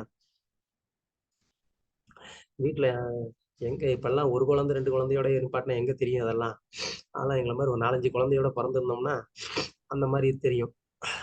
அப்பயும் இருக்கு பிரபு, அப்பயும் இருக்கா? 2 பிள்ளைங்களும் போறாம இருக்குது பிரபு. ஒண்ணு சாயம் பண்ணா ஒண்ணு அன்பு கட்ட, ஒண்ணு போறாம இருக்கு பிரபு. ஆமா, சோ அதெல்லாம் எங்க வீட்டுல நிறைய நடக்கும். நாங்க 4 பசங்க அப்படிங்கிறதுனால பயங்கரமா வந்து நடக்கும் சண்டை. தெரியும். சோ இங்க ரிஷபதேவர் வந்து அதை சொன்னதுனால பசங்க வந்து கேக்குறாங்க, அது என்ன தனியா வந்து பரதனுக்கு மட்டும் நீங்க முக்கியத்துவம் கொடுக்குறீங்க, அவனுக்கு நாங்க சேவை பண்ணுங்கிறீங்க, என்ன 1 வருஷம் முன்னாடி பிறந்துட்டான் அவ்வளவுதானே, ஏதோ அவன் வந்து பெரிய மகாத்மா மாதிரி சொல்லிட்டு இருக்கிறீங்க அப்படின்னு சொல்லி தம்பிகளுக்கெல்லாம் வந்து ஒரு என்ன சொல்லலாம், சந்தேகம்னு சொல்லலாம், இல்ல எப்படினாலும் நினைச்சுக்கலாம். அப்கோர்ஸ் இவங்க அந்த மாதிரி நிலைமையில இல்ல, எல்லாருமே தூய பக்தர்கள் தான் இவங்க எல்லாரும். பட் ஜென்ரலா வந்து இது நம்மளுக்கு இருக்கக்கூடிய ஒரு விஷயம், நம்மளுடைய கம்யூனிட்டியில எஸ்பெஷலி இது நிறைய நம்ம பார்க்கக்கூடிய ஒரு விஷயம் இல்லையா. பக்தி தொண்டுக்கு வந்து வந்திருக்கிறாங்க அப்படின்னு சொன்னா எப்பயுமே நம்ம வந்து ஒரு சீனியாரிட்டி பாக்குறது இல்லை அப்படின்னு சொன்னா ஏஜ் வைஸ், இது எல்லாமே இந்த கம்பாரிசன், இது எல்லாமே வந்து ஒரு மெட்டீரியலிஸ்டிக்கான ஒரு பார்வை. அதனால நமக்கு வந்துட்டு யாராவது ஒருத்தவங்க வந்து புதுசா பக்தி பண்றாங்க, வர்றவங்க வேகமா வளர்ச்சி அடைஞ்சா அதை வந்து பார்த்து சந்தோஷம் அடைகிறதுக்கு பதிலா பொறாமைப்படக்கூடிய ஒரு சூழ்நிலை அதிகமா இருக்கிறத நம்ம வந்து பாக்குறோம். கண்டிப்பா யாரும் மறுக்க மாட்டீங்கன்னு நினைக்கிறேன். எல்லாருமே வந்து பாதிக்கப்பட்டிருப்பீங்கன்னு நினைக்கிறேன் நான். ஏன்னா அப்படி இல்லைன்னா நம்ம இஸ்கான்ல இல்லைன்னு அர்த்தம். அப்படின்னா இன்னும் நம்ம இஸ்கானுக்குள்ள வரலன்னு அர்த்தம். சோ இல்ல பிரபு, இஸ்கானுக்குள்ள இல்லைன்னு அர்த்தம் இல்ல, இஸ்கான்ல ஆக்டிவா இல்லைன்னு அர்த்தம். சோ இது காமனான ஒண்ணு இல்லையா? இப்ப பொதுவா இப்ப வீட்டுல நம்ம பசங்க இருக்கிறாங்க, அவங்க சின்ன பசங்க தான். அப்பா அவங்கள பார்த்து நல்லா வளர்ந்து வர்றதை பார்த்து சந்தோஷப்படுவாரு. அவங்களே வந்து துணிச்சலா ஏதாவது ஒண்ணு எடுத்து செய்யறத பார்த்தா சந்தோஷப்படுவாரு. அவங்களுக்கு உற்சாகம் தான் கொடுப்பாரு. ஆனா பக்தி தொண்டுல வந்து உண்மையிலேயே வந்து சீனியரா இருக்கக்கூடியவங்க அந்த ஒரு தந்தையோடைய ஒரு ஸ்தானத்துல இருந்து புதுசா வந்து வரக்கூடிய பக்தர்களை உற்சாகப்படுத்தி அவங்கள வந்து இன்னும் நிறைய சேவைகள் செய்யறதுக்கு வந்து தூண்டணும், உற்சாகப்படுத்தணும். அந்த மாதிரி இருக்கணும். ஆனா வந்து என்ன நடக்கும்னா அப்படியே துண்டை போட்டு அமுக்கிடுவாங்க. இனிமே ஏதாவது வந்து பண்ணனா பாத்துக்கோ அப்படின்னு சொல்லி. இல்ல அப்படின்னு சொன்னா அப்படியே பின்னாடி வந்து அவருடைய பேரை வந்து டேமேஜ் பண்றதுக்கு ஏதாவது வந்து அவரை பத்தி தப்பா வந்து பரப்பி விட்டுக்கிட்டு இருப்பாங்க. இது எல்லாம் வந்து நடந்துகிட்டு இருக்கு, இல்லைன்னு கிடையாது. அந்த மாதிரியான ஒரு பாவம் வரக்கூடாது அப்படிங்கிறதுக்கு தான் இங்க ரிஷபதேவருடைய பசங்களே அப்படி வந்து கேள்வி கேட்கிறாங்க. அது என்ன நீங்க வந்து அவருக்கு வந்து சேவை செய்யணும்னு சொல்றீங்க அப்படின்னு சொல்லி. அதுக்குதான் வந்து இங்க ரிஷபதேவர் இந்த ஸ்லோகத்துல வந்து ஆன்சர் சொல்றாரு. இல்லப்பா, நீங்க நினைக்கிற மாதிரி வந்து உங்க மூத்த சகோதரன் வந்து கிடையாது. உங்க மூத்த சகோதரன் வந்து எப்படின்னா அவன் வந்து ஒரு மிகச்சிறந்த ஒரு வைஷ்ணவன். அவன் வந்து வைஷ்ணவ பிரிய, வைஷ்ணவர்களுக்கெல்லாம் பிரியமானவனும் கூட. அப்படி இருக்கிறதுனால உங்களுக்கு அவனுக்கு சேவை பண்றதுனால, அவனுக்கு கீழ்ப்படிந்து இருக்கிறதுனால உங்களுக்கு எல்லாம் நன்மையை தவிர அதுல உங்களுக்கு எந்த விதமான தீமையும் கிடையாது அப்படின்னு சொல்லி ரிஷபதேவர் வந்து சொல்றாரு. அது மட்டும் இல்லாம அது என்ன மாதிரி சொல்றாரு, நீங்க அவனுக்கு சேவை பண்ணீங்கன்னா அது எனக்கு பண்ணக்கூடிய சேவை அப்படின்னு சொல்றாரு. இது 2 பாயிண்ட் ஆஃப் வியூலையும் பார்க்கலாம். குடும்ப ரீதியிலையும் மூத்த சகோதரன் வந்து தந்தைக்கு சமமானவர். அப்போ இளைய சகோதரர்கள் எல்லாருமே வந்துட்டு அந்த மூத்த சகோதரருக்கு எவ்வளவு உதவி பண்ணாலும் சேவை பண்ணாலும் அது வந்து அப்பாவுக்கே பண்ண மாதிரி. ஏன் அப்படி சொல்லணும்னா அந்த மூத்த சகோதரர் வந்து என்ன பண்ணுவாரு, ஒரு அகைன் அது ஒரு பெரிய குடும்பமா இருந்தா தான் புரிஞ்சுக்க முடியும். ஒரு 6 குழந்தைங்க அந்த மாதிரி இருக்கிறாங்கன்னா அந்த குழந்தைங்களை எல்லாருமே இவர் என்ன பண்ணுவாரு, இவர் தன்னுடைய படிப்பையோ வாழ்க்கையோ கூட வந்து தியாகம் பண்ணி அவங்களை எல்லாம் கரை சேர்க்க வேண்டிய ஒரு முக்கியமான பொறுப்பு இவருக்கு தான் இருக்கும். இவர் தான் அவங்களை எல்லாம் வந்து கஷ்டப்பட்டு படிக்க வைப்பாரு, இல்லைன்னா அவங்களுக்கு வந்து நல்லா கல்யாணம் பண்ணி வைப்பாரு, அவங்கள வந்து செட்டில் பண்ணி வைக்கிறதே இவருக்கு வந்து முக்கியமான ஒரு பொறுப்பா இருக்கும். அப்போ அந்த மாதிரி தந்தையுடைய ஒரு ஸ்தானத்துல இருந்து இந்த எல்லா அவருடைய தனிப்பட்ட ஒரு சுதந்திரம், சந்தோஷம், இது எல்லாத்தையும் கூட வந்து தியாகம் பண்ணிட்டு தம்பிகளுக்காகவே வாழக்கூடியவர் தான் வந்து மூத்த சகோதரர். நான் ஏதோ வந்து என்ன பிரபு இன்னைக்கு எதுவும் வந்து பாச பிணைப்பு படம் பார்த்துட்டு வந்துட்டாரான்னு நினைக்காதீங்க. இது வந்து உண்மை, யதார்த்தம் இதுதான். அந்த ஒரு சகோதரர் அப்படி இருந்த குடும்பத்துல இருந்து வந்தவங்களுக்கு இது வந்து ஃபீல் பண்ண முடியும். அந்த மாதிரி அவங்க நிறைய பண்ணியிருப்பாங்க. ஸோ அதே மாதிரி ஆன்மீக ரீதியில பார்க்கும்போது நம்ம மூத்த பக்தர்களுக்கு இல்ல உயர்ந்த பக்தர்களுக்கு, மூத்த பக்தர்கள்னா அகைன் அவர் வந்து வயதாலதான் மூத்தவரா இருக்கணும்ன்ற ஒரு அவசியம் இல்லை. அதுக்குதான் இங்க வந்து ரிஷபதேவரை வந்து பரதனை வந்து சொல்றதுக்கு காரணம் என்ன, பரதன் ஒன்றும் அவங்களோட பெரிய ரொம்ப மூத்தவர்லாம் ரொம்ப வயது முதிர்ந்தவர்லாம் கிடையாது. ஆனா ரிஷபதேவர் சொல்றது என்ன, அவர் ஒரு சிறந்த வைஷ்ணவர். அந்த சிறந்த வைஷ்ணவருங்கிறதுனால நீங்க அவருக்கு தொண்டு பண்ணுங்க அப்படின்னு சொல்றாரு. சோ அதை நம்ம கண்டுபிடிக்க தெரிஞ்சிருந்தோம், அதை ஏத்துக்க முடியுது அப்படின்னு சொன்னா அதுதான் உண்மையிலேயே நமக்கான ரியல் ஃபார்ச்சூன். நம்ம வாழ்க்கையோடைய உண்மையான ஒரு அதிர்ஷ்டம் என்ன அப்படின்னு கேட்டா, ஒரு தூய பக்தரை வந்து கண்டுபிடிக்க முடியணும் முதல்ல. அப்புறமா அவர் வந்து தூய பக்தர் தான்னு நமக்கு ஏத்துக்க முடியும். இது அதை விட ரொம்ப பெரிய ஒரு டாஸ்க். நிறைய நேரம் என்ன ஆகும்னா அந்த மாதிரி வந்து இருந்தா நமக்கு ஏத்துக்க முடியாது. அது எப்படி நான் இருக்கும்போது இவர் ஆகலாம் அப்படின்னு. ஆக்சுவலா நம்ம உண்மையிலேயே அந்த மாதிரி ஒரு நிலைமையில இருந்தா நமக்கு அந்த ஒரு போட்டியே வராது. நம்ம சந்தோஷப்படுவோம். நமக்கு இன்னொரு ஒரு நல்ல ஒரு பக்தருடைய ஒரு சங்கம் கிடைச்சிருக்குன்னு நம்ம சந்தோஷம் தான் படுவோமே தவிர அதை பார்த்து நமக்கு வந்து பொறாமை வராது. அப்போ பொறாமை வருது அப்படின்னாலே நான் அந்த அந்த அந்த நிலையில நான் இல்லைன்னு அர்த்தம். ஸோ யா அப்போ பரதர் வந்து அந்த மாதிரி ஒரு உயர்ந்த நற்குணங்களோட இருக்கிறதுனால நீங்க அவரை வந்து ஃபாலோ பண்ணுங்க, அவருக்கு சேவை பண்ணுங்க அப்படின்னு இங்க ரிஷபதேவர் வந்து சொல்றாரு. ஸோ இது ஆன்மீக ரீதியிலையும் நமக்கு வந்துட்டு ஒரு மிகச்சிறந்த ஒரு நன்மையை கொடுக்கக்கூடியது. அந்த மாதிரி ஒரு தூய வைஷ்ணவரை வந்து கண்டுபிடிக்க முடிஞ்சு அவரை நம்ம அக்செப்ட் பண்ணிக்கிட்டு அதுக்கு சேவை பண்ண முடிஞ்சா அதுதான் உண்மையான நம்மளுடைய பாக்கியம். அதுக்கப்புறமா இங்க இன்னொரு அர்த்தம், காமனான ஒரு லௌகீக ரீதியில என்ன அர்த்தம்ன்றத பிரபுபாதர் வந்து பொருளுரையில வந்து சொல்றாங்க. நீங்க எல்லாரும் என்னோட ஹிருதயத்துல இருந்து பிறந்தீங்க அப்படின்னு வந்து ரிஷபதேவர் வந்து சொல்றாரு. ஸோ அதுக்கு பிரபுபாதர் வந்து என்ன சொல்றாங்க, பொதுவாகவே வந்து குழந்தை பிறக்கிறது அப்படிங்கிறது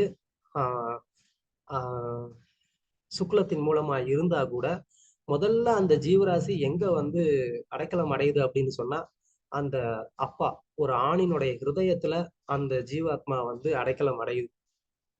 அதுக்கப்புறமா அந்த ஜீவாத்மா இந்த தந்தையுடைய ஹிருதயத்துல எந்த மாதிரியான ஒரு குணம் இருக்கோ அந்த குணத்தை இந்த குழந்தை வந்து ஏத்துக்குது. இல்லைன்னு சொன்னா இந்த குழந்தையுடைய பூர்வ ஜென்மத்துல இந்த குழந்தையுடைய சுபாவம் எப்படி இருந்ததோ அதே சுபாவத்தை மேட்ச் பண்ற மாதிரியான ஒரு அப்பாவுடைய ஹிருதயத்துக்குள்ள அந்த ஜீவாத்மா போகுது. ரெண்டுமே எப்படினாலும் நீங்க சொல்லலாம். அப்ப என்ன ஆகுது, இந்த குழந்தை அந்த சுபாவத்தை ஏத்துக்கிட்டு எய்தர் ப்ரீவியஸ் கர்மா அப்படின்னு சொன்னாலும் சரி, இல்ல இந்த அப்பா எந்த மாதிரி குணத்தோட இருந்தாரு அந்த குணத்தை ஏத்துக்கிட்டு இந்த குழந்தை என்ன பண்ணுது, அந்த தந்தையோடைய சுக்லத்தின் மூலமா அந்த குழந்தைக்கு ஒரு உடல் கிடைச்சு அந்த குணத்தை வெளிப்படுத்துறதுக்கு வசதியான ஒரு தேகத்தை வந்து பகவான் வந்து கொடுத்துடுறாரு. இந்த தேகத்துக்குள்ள அது நடக்குது, அந்த சக்தியை கொடுத்தது பகவான் இல்லையா? அப்போ பகவான் அந்த தேகத்தை வந்து இந்த வயிற்றுக்குள்ள டெவலப் பண்றாரு. ஸோ அந்த குழந்தை முதல்ல வர்றது ஹிருதயத்துல இருந்து அப்படின்னு இங்க வந்து பிரபுபாதர் சொல்றாங்க. ஓகே, பதம் 21, 22.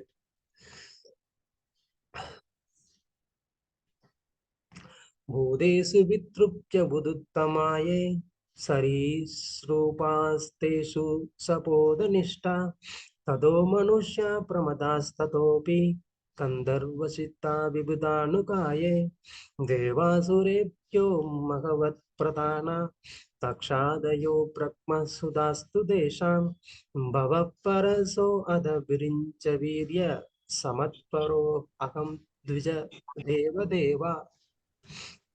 மொழிபெயர்ப்பு.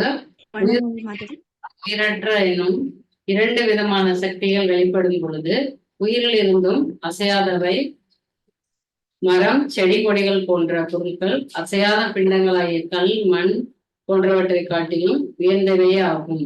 அசையாத காட்டிலும் அசையும் உயிர்கள் மற்றும் ஊர்வன போன்ற பூச்சிகள், பாம்புகள், புழுக்கள் உயர்ந்தவை ஆகும்.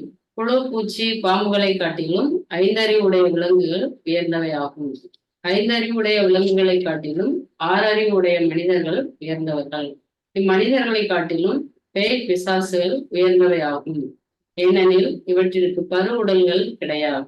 பேய்களை காட்டிலும் கந்தர்வர்களும், கந்தர்வர்களை விட சித்தர்களும், சித்தர்களை விட கிண்ணறர்களும், கிண்ணறர்களை விட அசுரர்களும், அசுரர்களை விட தேவர்களும், தேவர்களை விட இந்திரனும், இந்திரனை விட பிரம்மதேவனும் பிரம்மதேவனுக்கு பிறந்த தக்ஷன் போன்றவர்களும், பிரம்மதேவனின் புதல்வர்களுள் சிவபெருமானும், சிவபெருமானின் தந்தை ஆதலினால் பிரம்மதேவனும் உயர்ந்தவர் ஆவார். பிரம்மதேவனும் முழுமுதற் கடவுளான எனக்கு கீழானவரே. அந்தணர்கள் மீது நான் பெரிதும் நாட்டமுடையவன் ஆதலினால் அந்தணர்களே அனைவரிலும் சிறந்தவர்கள் ஆவர். ஹரே கிருஷ்ணன். தேங்க்யூ மாதாஜி. ஸோ இது வரைக்கும் ரிஷபதேவர் வந்து தன்னுடைய பசங்களுக்கு தனிப்பட்ட ஒழுக்கங்களை வந்து சொல்லி கொடுத்தாரு, ஆன்மீக அறிவை வந்து கொடுத்தாரு. இப்போ இங்க இருந்து வந்து ரிஷபதேவர் தன்னுடைய பசங்களுக்கு ஆட்சியை எப்படி நடத்தணும் அப்படிங்கிறதுக்கான ஒரு அறிவுரைகளை வந்து கொடுக்குறாரு. ஒரு அரசன் அப்படின்னு சொன்னா அந்த அரசன் வந்து அந்த நாட்டில் உள்ள எல்லா பிரஜைகளுக்குமானவரா வந்து அவர் இருக்கணும் அப்படிங்கிறதுதான் தர்மம். ஸோ அதனால தன்னுடைய பசங்க அதுல வந்து தவறிடக்கூடாது அப்படிங்கிறதுலயும் இந்த ஒரு ஹைரார்கி இல்லையா, அதாவது யார் யாருக்கு மேல யாரு உயர்ந்தவங்க அப்படின்னு வந்து சொல்லக்கூடியதுல அதோடைய நோக்கம் என்ன அப்படின்னு கேட்டா, இப்போ நாட்டுல இந்த மாதிரி எல்லா பிரஜைகளும் இருப்பாங்க. பிரஜைகள் அப்படின்னு சொன்னா மரம், செடி, கொடியும் சேர்ந்து. ஓகே, அதுதான் ஆரம்பிக்கிறாங்க. அப்போ ஒருத்தர் போய் மரத்தை வெட்டுறாரு, அதுக்கு அவருக்கு மேல கொலை கேஸ் போட முடியுமா? அது ஒரு உயிர் தான், ஏன் கொன்னாரு அப்படின்னு சொல்லி கொலைகேஸ் போட முடியுமா? போட முடியாது இல்லையா? ஆனா அதே நேரத்துல அந்த அரசர் வந்து அந்த நாட்டுல இருக்கக்கூடிய அந்த மரங்களுக்கும் பாதுகாப்பு கொடுக்க வேண்டியது அவருடைய கடமை. இப்போ பிரச்சேதர்கள் வந்து தங்களுடைய தவத்தை முடிச்சுட்டு வந்த உடனே என்ன பண்றாங்க? வெளியில வந்தோடனே ஃபர்ஸ்ட் அவங்க வந்து என்ன பண்றாங்க? என்ன இவ்வளவு நாள் தவம் செஞ்சு மரங்களை எல்லாம் வெட்டுறாங்க பிரபு. மரங்கள் எல்லாம் வெட்டுறாங்களா?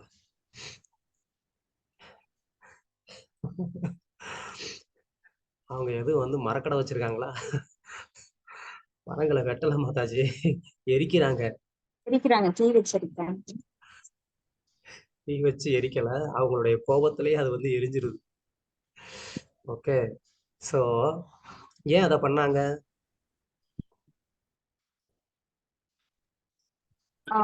ஏன்னா மரங்களுக்கு வந்து பிரபு. என்ன பிரபு? விவசாய நிலம் உருவாக்குறதுக்காக. ஓகே, விவசாய நிலம் உருவாக்குறதுக்காக. வேற உணவு தானியங்கள் விளையல பிரபு, அதனால மரங்கள். ஓகே, வேற வானமே தெரியல பிரபு, ஃபுல்லா மரம் வந்து எல்லாம் மூடிட்டு இருந்தது. மறைக்குது ஏதோ படிச்ச பிரபு. சொர்க்குலோகத்தை மறைக்குது பிரபு. ஆமா, மறைக்குது. வழி இல்லாம மறைச்சது. சொர்க்குலோகத்தை பாக்குற அளவுக்கு இங்க இருந்து டைரக்டா சொர்க்குலோகத்தையே பாத்துறீங்களா நீங்க? அப்படிதான் புக்ல போட்டுருக்கு பிரபு. இவ்வளவு திவ்ய திருஷ்டி உங்கள்கிட்ட இருக்குன்னு எங்களுக்கு தெரியாம போச்சே மாதாஜி. புஸ்தகத்துல அப்படிதான் இருக்கு பிரபு, சொர்க்குலோகத்தை மறைக்குதுன்னு. ஓகே, படிச்சு அப்படி சொல்றேன் பிரபு. கோபப்படாதீங்க.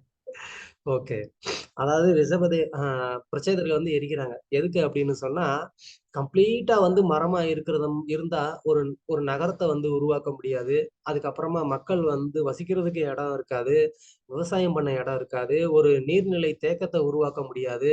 அப்புறம் பிரஜைகள் எப்படி வந்து அவங்க வந்து தண்ணி குடிப்பாங்க இல்லையா? ஒரு குளம் வெட்டணும் அப்படின்னா கூட அந்த இடத்த வந்து கிளியர் பண்ணாதான் குளத்தை வெட்டி அந்த இடத்துல தண்ணி சேமிக்க முடியும். ஸோ இந்த மாதிரி வந்து பல காரணங்கள் இருக்கு. நீங்க சொன்னதும் கரெக்ட் தான், எதுவும் தப்புன்னு கிடையாது.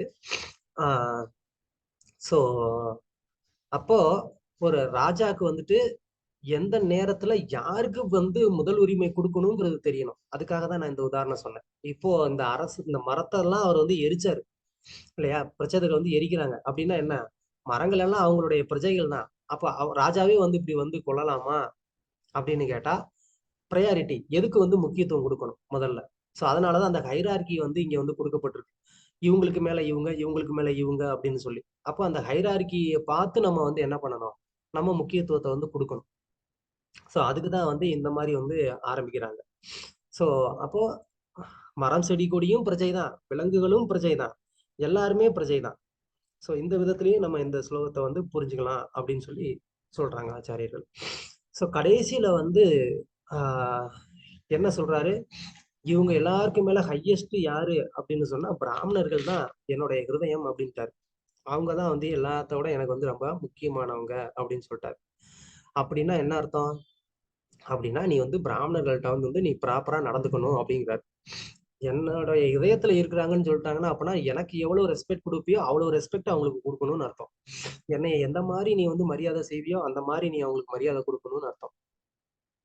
சோ அது வந்து இங்க ரிஷபதேவத்தனுடைய பசங்களுக்கு வந்து கத்துக் கொடுக்குறாரு. நீ வந்து நான் நீதி நேர்மையானவன் நான் வந்து அப்படின்னு சொல்லிட்டு என்ன பண்ணக்கூடாது? நீ பிராமணர்கள்ட்ட வந்துட்டு அகங்காரமா நடந்துக்க கூடாது, அவங்ககிட்ட பணிவா நடந்துக்கணும். அதே நேரத்துல அந்த சூழ்நிலைக்கு ஏத்த மாதிரியும் நீ வந்து தண்டனைகள் கொடுக்கணும். ரெண்டுமே வந்து சொல்றாரு. அதுக்கப்புறம் இன்னொன்னு வந்து இங்க இதே ஸ்லோகத்தினுடைய இன்னொரு மீனிங் என்னன்னா, இங்க வந்து நம்ம இந்த பௌதிக உலகத்துல பிறக்கும் போது எப்படி இந்த பௌதிக உலகத்துல நம்ம கீழ்நிலை உயிர்ல இருந்து ஒரு மேல்நிலை உயிரா நம்ம கொஞ்சம் கொஞ்சமா வந்து நம்ம வளர்ச்சி அடைந்து வர்றோம் அப்படின்ற அந்த ஹைரார்கியும் வந்து இங்க வந்து கொடுக்கப்பட்டிருக்கு. நம்ம வந்து இப்படி ஸ்டெப் ஸ்டெப்பா தான் போகணுமா அப்படின்ற கட்டாயம் இல்லைங்கிறத தெரிஞ்சுக்கோங்க. ஆனா அதே நேரத்துல ஆன்மீக ஞானத்தை அடையாதவங்க என்ன பண்ணுவாங்க? அவங்க இந்த மாதிரிதான் போயாகும். இந்த மனித பிறவி வரைக்கும் வந்து அவங்க வந்து என்ன பண்ணணும்? அவங்க வந்து இந்த ஒரு ஹைரார்கி மாதிரிதான் வந்தாகணும், அந்த வழியா தான் வந்தாகணும். ஆனா மனித பிறவி அப்படிங்கிறது வந்து என்னன்னா அது வந்து ஒரு இருவழி பாதைன்னு பிரபுபாதர் வந்து சொல்றாரு.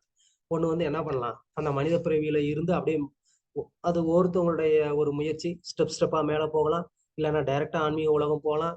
அவங்களுடைய சீரியஸ்னஸை பொறுத்து இருக்கு. இல்ல அப்படின்னா என்ன ஆகலாம், ஸ்ட்ரெயிட்டா அதுக்கப்புறமா கீழேயும் வரலாம். அதாவது கீழ்நிலை உயிரினங்களுக்கு வரலாம், நரகலோகத்துக்கு போகலாம், வாட்டவர். ஸோ இந்த மனித பிரிவில இந்த மாதிரி இது வந்து இருவழிப்பாதைன்னு பிரபுபாதர் வந்து சொல்றாரு. அதனாலதான் தன்னுடைய பசங்களுக்கு இப்போ வந்து கிளியரா அந்த ஒரு ஞானத்தை கொடுக்குறாரு. நீ வந்து இத்தனை லட்சம் பிறவிகளை, அதாவது இந்த ஜீவராசிகள் எல்லாம் நீ கடந்து நீ இப்போ எங்க வந்திருக்கிற, நீ வந்து மனிதனா வந்திருக்கிற. அதனால நீ என்ன பண்ணணும், இந்த மனித பிறவியை நீ வந்து சரியா பயன்படுத்திக்கணும் அப்படின்னு சொல்லி இங்க வந்து பிரபுபாதர் வந்து சொல்றாங்க. ஓகே, ஸோ பர்போர்ட்லையும் பிரபுபாதர் இந்த விஷயங்களெல்லாம் வந்து விளக்கியிருக்கிறாங்க. படிச்சீங்கன்னா உங்களுக்கே புரியும். ஓகே, பதம் 23. நான் பிரம்மணை ஸ்துலயே பூதம் மன்யத் பஷ்யாமி விப்ராகி கிம் அத பரம் து யஸ்மின் நிரூபி பிரகூதம் ஸ்ரத்தயாகம் அஸ்னாமி காமம் ந ததாக்னிஹோத்ரே. மொழிபெயர்ப்பு. மொழிபெயர்ப்பு. ஓ மரியாதைக்குரிய அந்தணர்களே, என்னை பொறுத்தவரை அந்தணர்களுக்கு இணையாகவோ அல்லது உயர்வாகவோ இவ்வுலகில் எவரும் இல்லர். அவர்களோடு ஒப்பிடக்கூடியவர்களை இதுவரை நான் யாரையும் காணவில்லை. எனது நோக்கத்தினை அறிந்து கொண்டிருப்போர் வேத நெறிகளுக்கு கேட்ப சடங்குகளை செய்து முடித்த பின்னர் ஓர் அந்தணனின் வாயின் மூலமாக பக்தியுடனும் அன்புடனும் எனக்கு உணவுப் பொருட்கள் நிவேதனம் செய்கின்றன. இவ்வாறு உணவு அளிக்கப்படும் பொழுது நான் அதனை முழு திருப்தியுடன் உண்கிறேன். உண்மையில் வேள்வி தீயில் அர்ப்பணிக்கப்படும் உணவுப் பொருளை காட்டிலும் இவ்வழியில் அளிக்கப்படும் உணவிலிருந்தே நான் மிகுந்த இன்பம் அடைகின்றேன். ஹரே கிருஷ்ணம். தேங்க்யூ. ஸோ அடுத்து வந்து ரிஷபதேவருடைய பசங்களுடைய கேள்வி என்னன்னா, நீங்க ஹைரார்கிலாம் சொன்னீங்க, கரெக்டு தான். ஆனா அந்த ஹைரார்கில அது ஏன் தனிப்பட்ட முறையில வந்து பிராமணர்கள் மட்டும் ரொம்ப பிரியமானவர்கள் சொல்லிட்டீங்க, வைசியர்கள் சத்திரியர்கள் அவங்களாம் அவங்களுக்கு பிரியம் இல்லையா அப்படின்னு சொல்லி நம்ம உடனே கேள்வி கேட்கலாம். இங்க வந்து நம்ம திரும்ப வந்து புரிஞ்சுக்கணும், பிராமணர்கள் அப்படின்னு சொன்னா அதை வந்து ஒரு வர்ண ரீதியில நம்ம வந்து பார்க்கக்கூடாது. பிராமணர்கள்னு சொன்னா அந்த அதாவது இது எதிர்பார்க்கப்படக்கூடியது. பிராமணர்கள் அப்படின்னா அட்லீஸ்ட் சாத்வீக நிலையில இருப்பாங்க, சாத்வீக குணத்துல இருப்பாங்கன்னு எதிர்பார்க்கப்படக்கூடியது. ஓகே, ஏன்னா அவங்க எல்லாம் வேதங்களை வந்து கற்றிருக்கிறதுனால அப்போ இயல்பாவே அவங்க வந்து அந்த ஒரு சாத்வீக குணத்துல நிலைத்திருப்பாங்க அப்படிங்கிறது வந்து எதிர்பார்க்கப்படக்கூடிய ஒண்ணு. ஏன் பிராமணர்களுக்கு முக்கியத்துவம் கொடுத்தாரு அப்படிங்கிறதுக்கு இன்னும் வரக்கூடிய ஸ்லோகங்கள்ல அவர் வந்து அதுக்கு பதிலும் கொடுக்க போறாரு. ஸோ பட் ஸ்டில் நம்ம இங்க வந்து புரிஞ்சுக்கிறதுக்காக பிராமணர்கள் வந்து குறைந்தபட்சம் சத்துவ குணத்துல இருக்கிறவங்கிறதுனால அவங்க வந்து எனக்கு பிரியமானவங்கன்னு சொல்றாரு. ஏன்னா சத்துவ குணத்துல இருக்கிறவங்க பெரும்பாலும் பாவ காரியங்களை ஈடுபட மாட்டாங்க. ஆனா மற்ற குணங்கள் இருக்கிறவங்க என்ன ஆகுறாங்க, அவங்க வந்து பாவ காரியங்கள்ல ஈடுபடுவாங்க. அப்போ மற்ற வர்ணத்துல இருக்கிறவங்க சத்துவ குணத்துல இருக்க மாட்டாங்களா அப்படின்னு கேட்டா, காமனா அதுக்கு வந்துட்டு கொஞ்சம் அது சிரமமா இருக்குது. ஆனா எல்லாருனாலும் இருக்க முடியுங்கிறதும் உண்மை. ஓகே,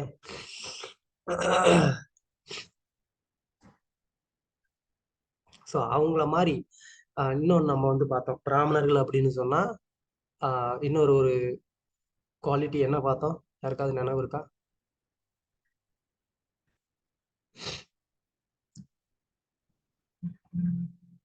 அனைவரின் நலன்களுக்காக உழைப்பவர்கள். ஓகே, கற்பிப்பார்கள் பிரபு. கற்பிப்பார்கள், அவங்க படிப்பாங்க, அவங்களுக்கு பார்த்து சொல்லி தருவாங்க.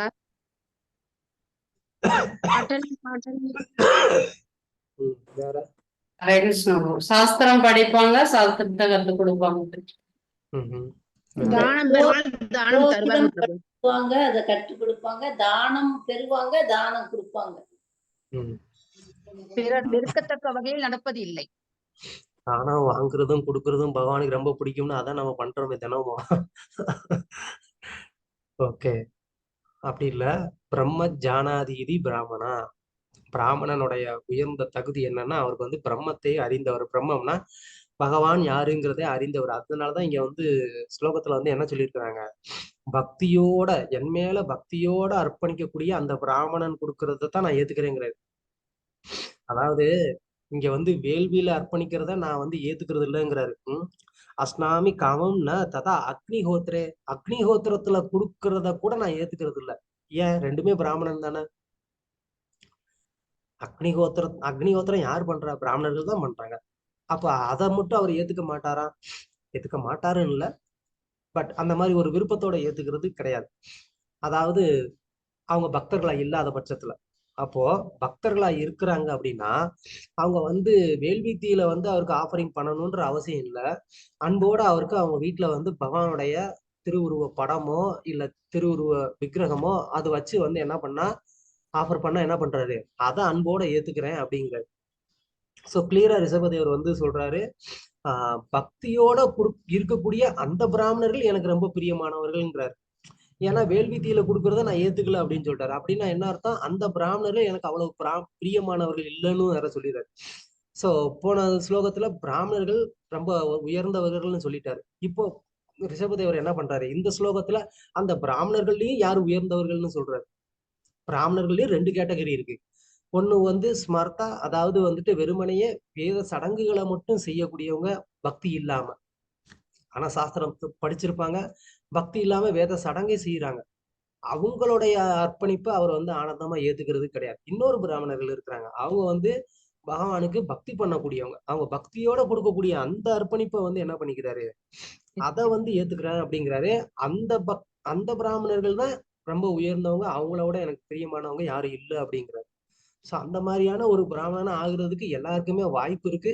அதை நாம எந்த அளவுக்கு சீரியஸா பயன்படுத்திக்கிறோங்கிறது தான் வந்து இங்க விஷயம். இங்க வந்து தனிப்பட்ட முறையில நம்ம வந்து என்ன பண்ண தேவையில்லை, இது வந்து ஒரு வர்ணத்தை பத்தி பேசுது அப்படின்னு நினைக்க தேவையில்லை. எப்படி வந்து ஒரு டாக்டர் அப்படிங்கிறது ஒரு பொசிஷன், அது எல்லாருக்குமே வந்து அடையக்கூடிய ஒண்ணுதான். ஆனா அதுக்கான முயற்சியை நான் எடுத்தேனாங்கிறது தான் வந்து முக்கியம். அதே மாதிரி ஓகே.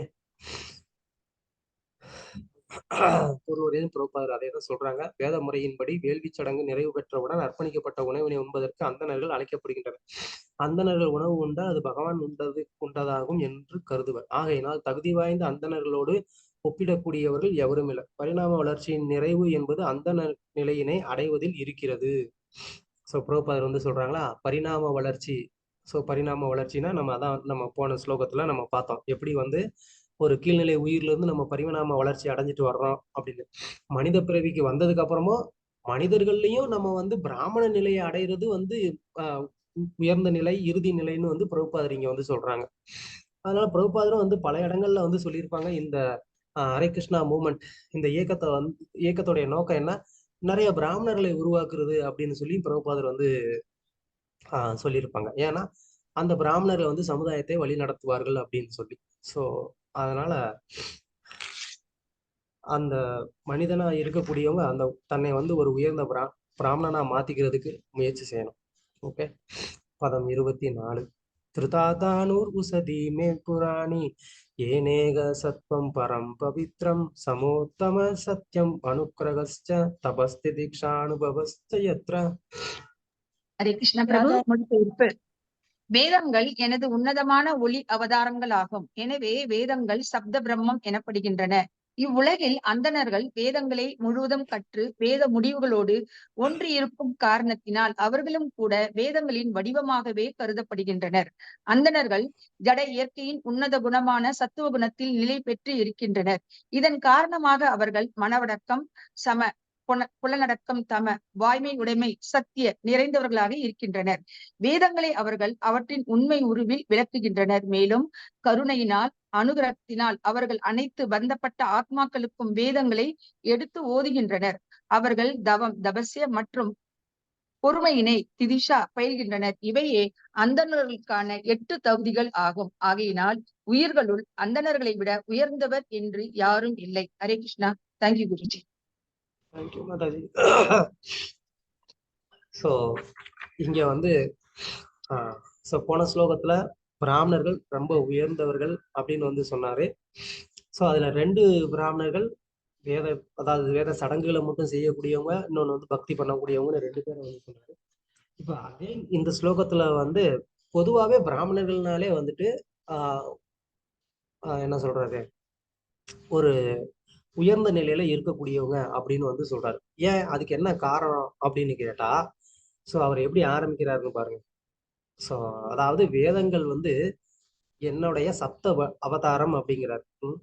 அதாவது சப்த பிரம்மம் அப்படின்னு சொல்றாரு. சோ அந்த சப்த பிரம்மத்தோட அவங்க வந்து எப்போதுமே வந்து தொடர்பு இருக்கிறதுனால அவங்களும் வந்து அந்த ஒரு உன்னதமான ஒரு நிலையில இருக்கிறாங்க.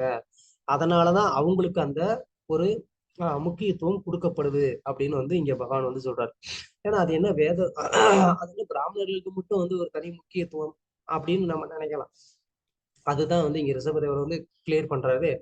ஏன்னா அவங்க வந்து என்ன பண்றாங்க, எப்போதுமே என்னுடைய சப்த அவதாரமான வேதங்களோட அவங்க வந்து தொடர்பு கொண்டிருக்கிறாங்க. அது மட்டும் இல்ல, அந்த பிராமணர்களுக்கு இயல்பாவே இங்க வந்து ஒரு 6 குணங்கள் வந்து சொல்லியிருக்கிறாங்க. இந்த 6 குணங்களுமே வந்து அவங்க கிட்ட இருக்கிறதுனாலதான் அவங்கள வந்து உயர்வானவங்க அப்படின்னு நான் சொல்றேன்னு இங்க ரிஷபதேவர் வந்து சொல்றாரு. சோ அந்த 6 குணங்கள் தான் இங்க வந்து சொல்லப்பட்டிருக்கு. சம, தம, சத்ய, கருணா, அதாவது அனுக்கிரக, அப்புறம் தபஸ்ய, திதிக்ஷா, பொறுமை. இது எல்லாம் இந்த 6 குணங்களுமே பிராமணர்கிட்ட இருக்கிறதுனாலதான் அவங்க எனக்கு ரொம்ப ரொம்ப பிரியமானவங்க அப்படின்னு சொல்றாரு. அப்படின்னா இப்போ நமக்கு வந்து கேட்கலாம், அப்போ மற்றவர்கள் வந்து பிராமணர்களா ஆகுறதுக்கு வாய்ப்பு இல்லையா அப்படின்னு சொல்லி. அதுக்குதான் இந்த குவாலிட்டி வந்து இங்க ரிஷபதேவர் வந்து சொல்றாரு, இந்த 6 குணங்களை வளர்த்துக்கிட்டாங்கன்னா அவங்களும் அதே ஒரு நிலையில தான் இருக்கிறாங்க, அவங்களும் பிராமணர்கள் தான். சோ இந்த 6 குணங்களையும் நம்ம வந்து வளர்த்துக்கணும் அப்படின்னு சொன்னா நம்மளும் இயற்கையாவே வந்து பிராமணர்கள் தான். சோ அந்த மாதிரி எல்லாருக்குமே வந்து அதுக்கான ஒரு வாய்ப்பு இருக்கு. சோ ரொம்ப முக்கியமா வந்து எல்லா ஜீவராசிகளுக்கும் மேலேயும் அவங்களுக்கு வந்து கருணை அப்படிங்கிறது ஒண்ணு இருக்கு. அந்த கருணையினால அவங்க வந்து என்ன பண்றாங்க, அவங்களுடைய கஷ்டத்துல அவங்க வந்து பங்கெடுத்துக்கிறாங்க. அவங்களுடைய கஷ்டத்தை தன்னுடைய கஷ்டமா நினைச்சிட்டு என்ன பண்றாங்க, அவங்களுக்கு வந்துட்டு உதவி பண்றதுக்கு முயற்சி பண்றாங்க. இது ரொம்ப ரொம்ப முக்கியமான ஒரு குணம், கருணா, அந்த குணம். இப்படி இருந்தா பகவானுக்கு நாமளும் ரொம்ப பிடித்தமானவர்களா ஆகலாம் அப்படிங்கிறதையும் நம்ம வந்து தெரிஞ்சுக்கணும். ஓகே, ஒரு அந்தணனை பற்றிய உண்மை விளக்கம் இதுதான் உண்மையான அந்தணனுக்கான ஒரு விளக்கம். ஒரு அந்தணன் மற்றும் புலனடக்க பயிற்சியினால் வேதங்களுடன் ஒன்றியுள்ளான், வேதங்களின் உண்மை விளக்கத்தினை பேசுகிறான். வேதங்களுடைய உண்மை விளக்கம்னா என்ன, பகவான் கிருஷ்ணர் தான் பகவான்னு மக்களுக்கு வந்து எடுத்து சொல்லி அவருடைய பக்தி தொண்டுல ஈடுபட வைக்கிறது. ஓகே, அதுக்கு அவங்க வந்து எல்லாருக்கும் உதவி பண்றாங்க. அதனால அவங்க வந்து எனக்கு ரொம்ப பிரியமானவங்கன்னு வந்து இங்க கிருஷ்ணர் வந்து சொல்றாரு. எதனால பிராமணர்கள் ரொம்ப பிரியமானவர்கள், ஏன்னா பிராமணர்கள் இந்த வேத ஞானத்தின் ரகசியத்தை எல்லாருக்குமே எடுத்து சொல்லி அவங்களெல்லாம் பகவானுடைய பக்தி தொண்டுல ஈடுபட வைக்கிறதுனால. ஓகே, பதம் 25. மத்தோ அபி அனந்தாத் பரத பரஸ்மாத் சொர்க்கா அபவர்காதிபதேர்ன கிஞ்சித் ஏஷாம் கிம் பூல் ஸ்யாத் இதரேன தேஷாம் அகிஞ்சனானாம் மயி பக்தி பாஜம். ரகுநந்தன் தாஸ் பிரபு, ரமாரங்கி மாதாஜி. எஸ் மாதாஜி, ஹரே கிருஷ்ணா. மொழிபெயர்ப்பு. நான் பிரம்மதேவன் மற்றும் தேவர்களின் தலைவனான தேவேந்திரன் போன்றவர்களை விட செல்வம், செயல்திறன் போன்றவற்றில் உயர்ந்தவன் ஆவேன். மறுமை பயன் அடைவதினாலும் வீடு பேறு பெறுவதினாலும் உண்டாகும் அனைத்து மகிழ்ச்சிக்கான வரம் அருள்பவனும் நானே ஆவேன். இருந்தும் அந்தணர்கள் பௌதிக சுகங்களை என்னிடம் எப்போதும் இழைவதில்லை. அவர்கள் தூய்மை மிக்கவர்கள் என்பதோடு எதையும் தம்மிடம் வைத்துக் கொள்ளவும் விரும்புவதில்லை. அவர்கள் எனது பக்தி தொண்டு ஒன்றில் மட்டுமே ஈடுபடுகின்றனர். அதனால் எவரிடம் இருந்தும் உலக சுகங்களை கேட்டு பெறும் தேவை அவர்களுக்கு என்ன இருக்கிறது? ஹரே கிருஷ்ணா. நன்றி பிரபுஜி. சோ பிராமணர்கள் ஏன் உயர்ந்தவர்கள் அப்படிங்கிறத, இல்லைன்னா அந்த பிராமண குணத்தினுடைய ஒரு பெருமையை இங்க வந்து ரிஷபதேவர் வந்து சொல்றாரு. ஏன்னா அவங்க வந்து என்ன பண்றதில்ல, யாருக்கிட்டையுமே எதையுமே எதிர்பார்க்கறது இல்லை அப்படிங்கிறது இல்லை. அவங்க யாருக்கிட்டையும் எதுவுமே எதிர்பார்க்கறதும் கிடையாது. அவங்க தங்களுக்கு இது வேணும் அப்படின்னு சொல்லி அதை தனக்குன்னு அவங்க வந்து வச்சுக்கிறதும் கிடையாது. அதுக்கு ரொம்ப சிறந்த ஒரு உதாரணம் வந்து குசேலரை வந்து சொல்லலாம் இல்லையா. குசேலர் வந்து அவர் கிருஷ்ணர் தான் அவருடைய நண்பர் இல்லையா. கிருஷ்ணரே அவருக்கு வந்து நண்பரா இருந்தா கூட கிருஷ்ணர்கிட்ட ஏதாவது கேட்கலான்னு சொல்லிதான் போனார். ஆனா அப்போ கூட அவர் வந்து கிருஷ்ணர்கிட்ட எதுவும் கேட்காமலே வந்துட்டார். அதுதான் உண்மையான ஒரு பிராமணர். மற்றபடி வந்து கோயிலுக்கு வர்றவங்ககிட்ட வந்து ஏதாவது ஒன்ன சொல்லி உங்க வீட்டுல வந்து ஒரு ஹோமம் பண்ணிடுவோம் பேஷா, ஒரு 10,000 கொடுங்கோ அப்படின்னு சொல்லிட்டு வந்து காசு வாங்குறவர் வந்து பிராமணர் கிடையாது. அவர் வந்து ஜஸ்ட் பிசினஸ் பண்ணிட்டு இருக்கிறாரு. அவர் வந்து அவங்களுக்கு வந்து நன்மை பண்ணணும். நீங்க நான் பாத்தீங்கன்னா நிறைய கோவில்ல நம்ம போனோம்னா நம்ம பார்க்கலாம். காசு வந்து வாண்டடா கேட்பாங்க, வாண்டடா வந்து புடுங்குவாங்க. லிட்ரலி அது வந்து புடுங்குற மாதிரியே தான் இருக்கும். அப்ப அந்த மாதிரியான இருக்கிறவங்களெல்லாம் நம்ம வந்து என்ன சொல்ல முடியாது, ஒரு ரியல் பிராமணர்னு சொல்ல முடியாது. ஏன்னா பிரபுபாதர் பொருளுரையில உண்மையான பிராமணனுக்கான விளக்கம்னு சொல்லிட்டாரு. ஸோ அப்படிங்கும்போது அவங்களெல்லாம் நம்ம வந்து உண்மையான பிராமணர்கள்னு நம்ம வந்து சொல்ல முடியாது.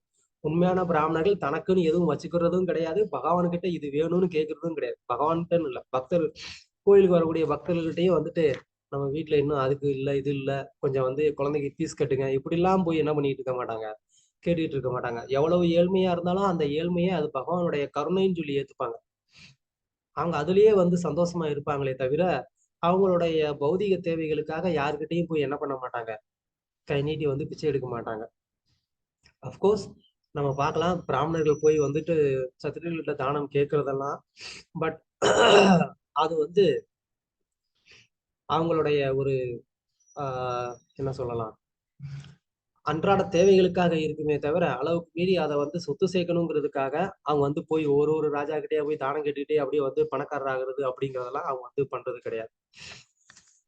ஸோ அதனால அந்த மாதிரியான ஒரு பக்தர்கள் ஒரு தூய்மையானவர்கள் அப்படின்னு நம்ம வந்து சொல்ல முடியாது. தூய்மையானவர்கள் அப்படின்னு சொன்னா எந்த விதமான லௌகிக ஆசைகளும் இல்லாம இருக்கிறவங்க தான் தூய்மையானவங்க.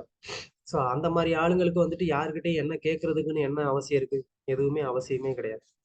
ஓகே, ஸோ பக்தர்கள்னாலே வந்து எப்படி அகிஞ்சனர்களா இருப்பாங்க அப்படிங்கிறது தான் பிரபுபாதர் இங்க பொருளுரையில வந்து சொல்றாங்க. ஓகே, பதம் 26. சர்வாணி மத் விஷ்ணு யதயா பவத்பி சராணி பூதானி சீதா த்ருவாணி சம்பாவிதவ்யானி பதே பதேவோ விவிந்தம் திருப்பிஸ்தத்முகார்கணம் மே.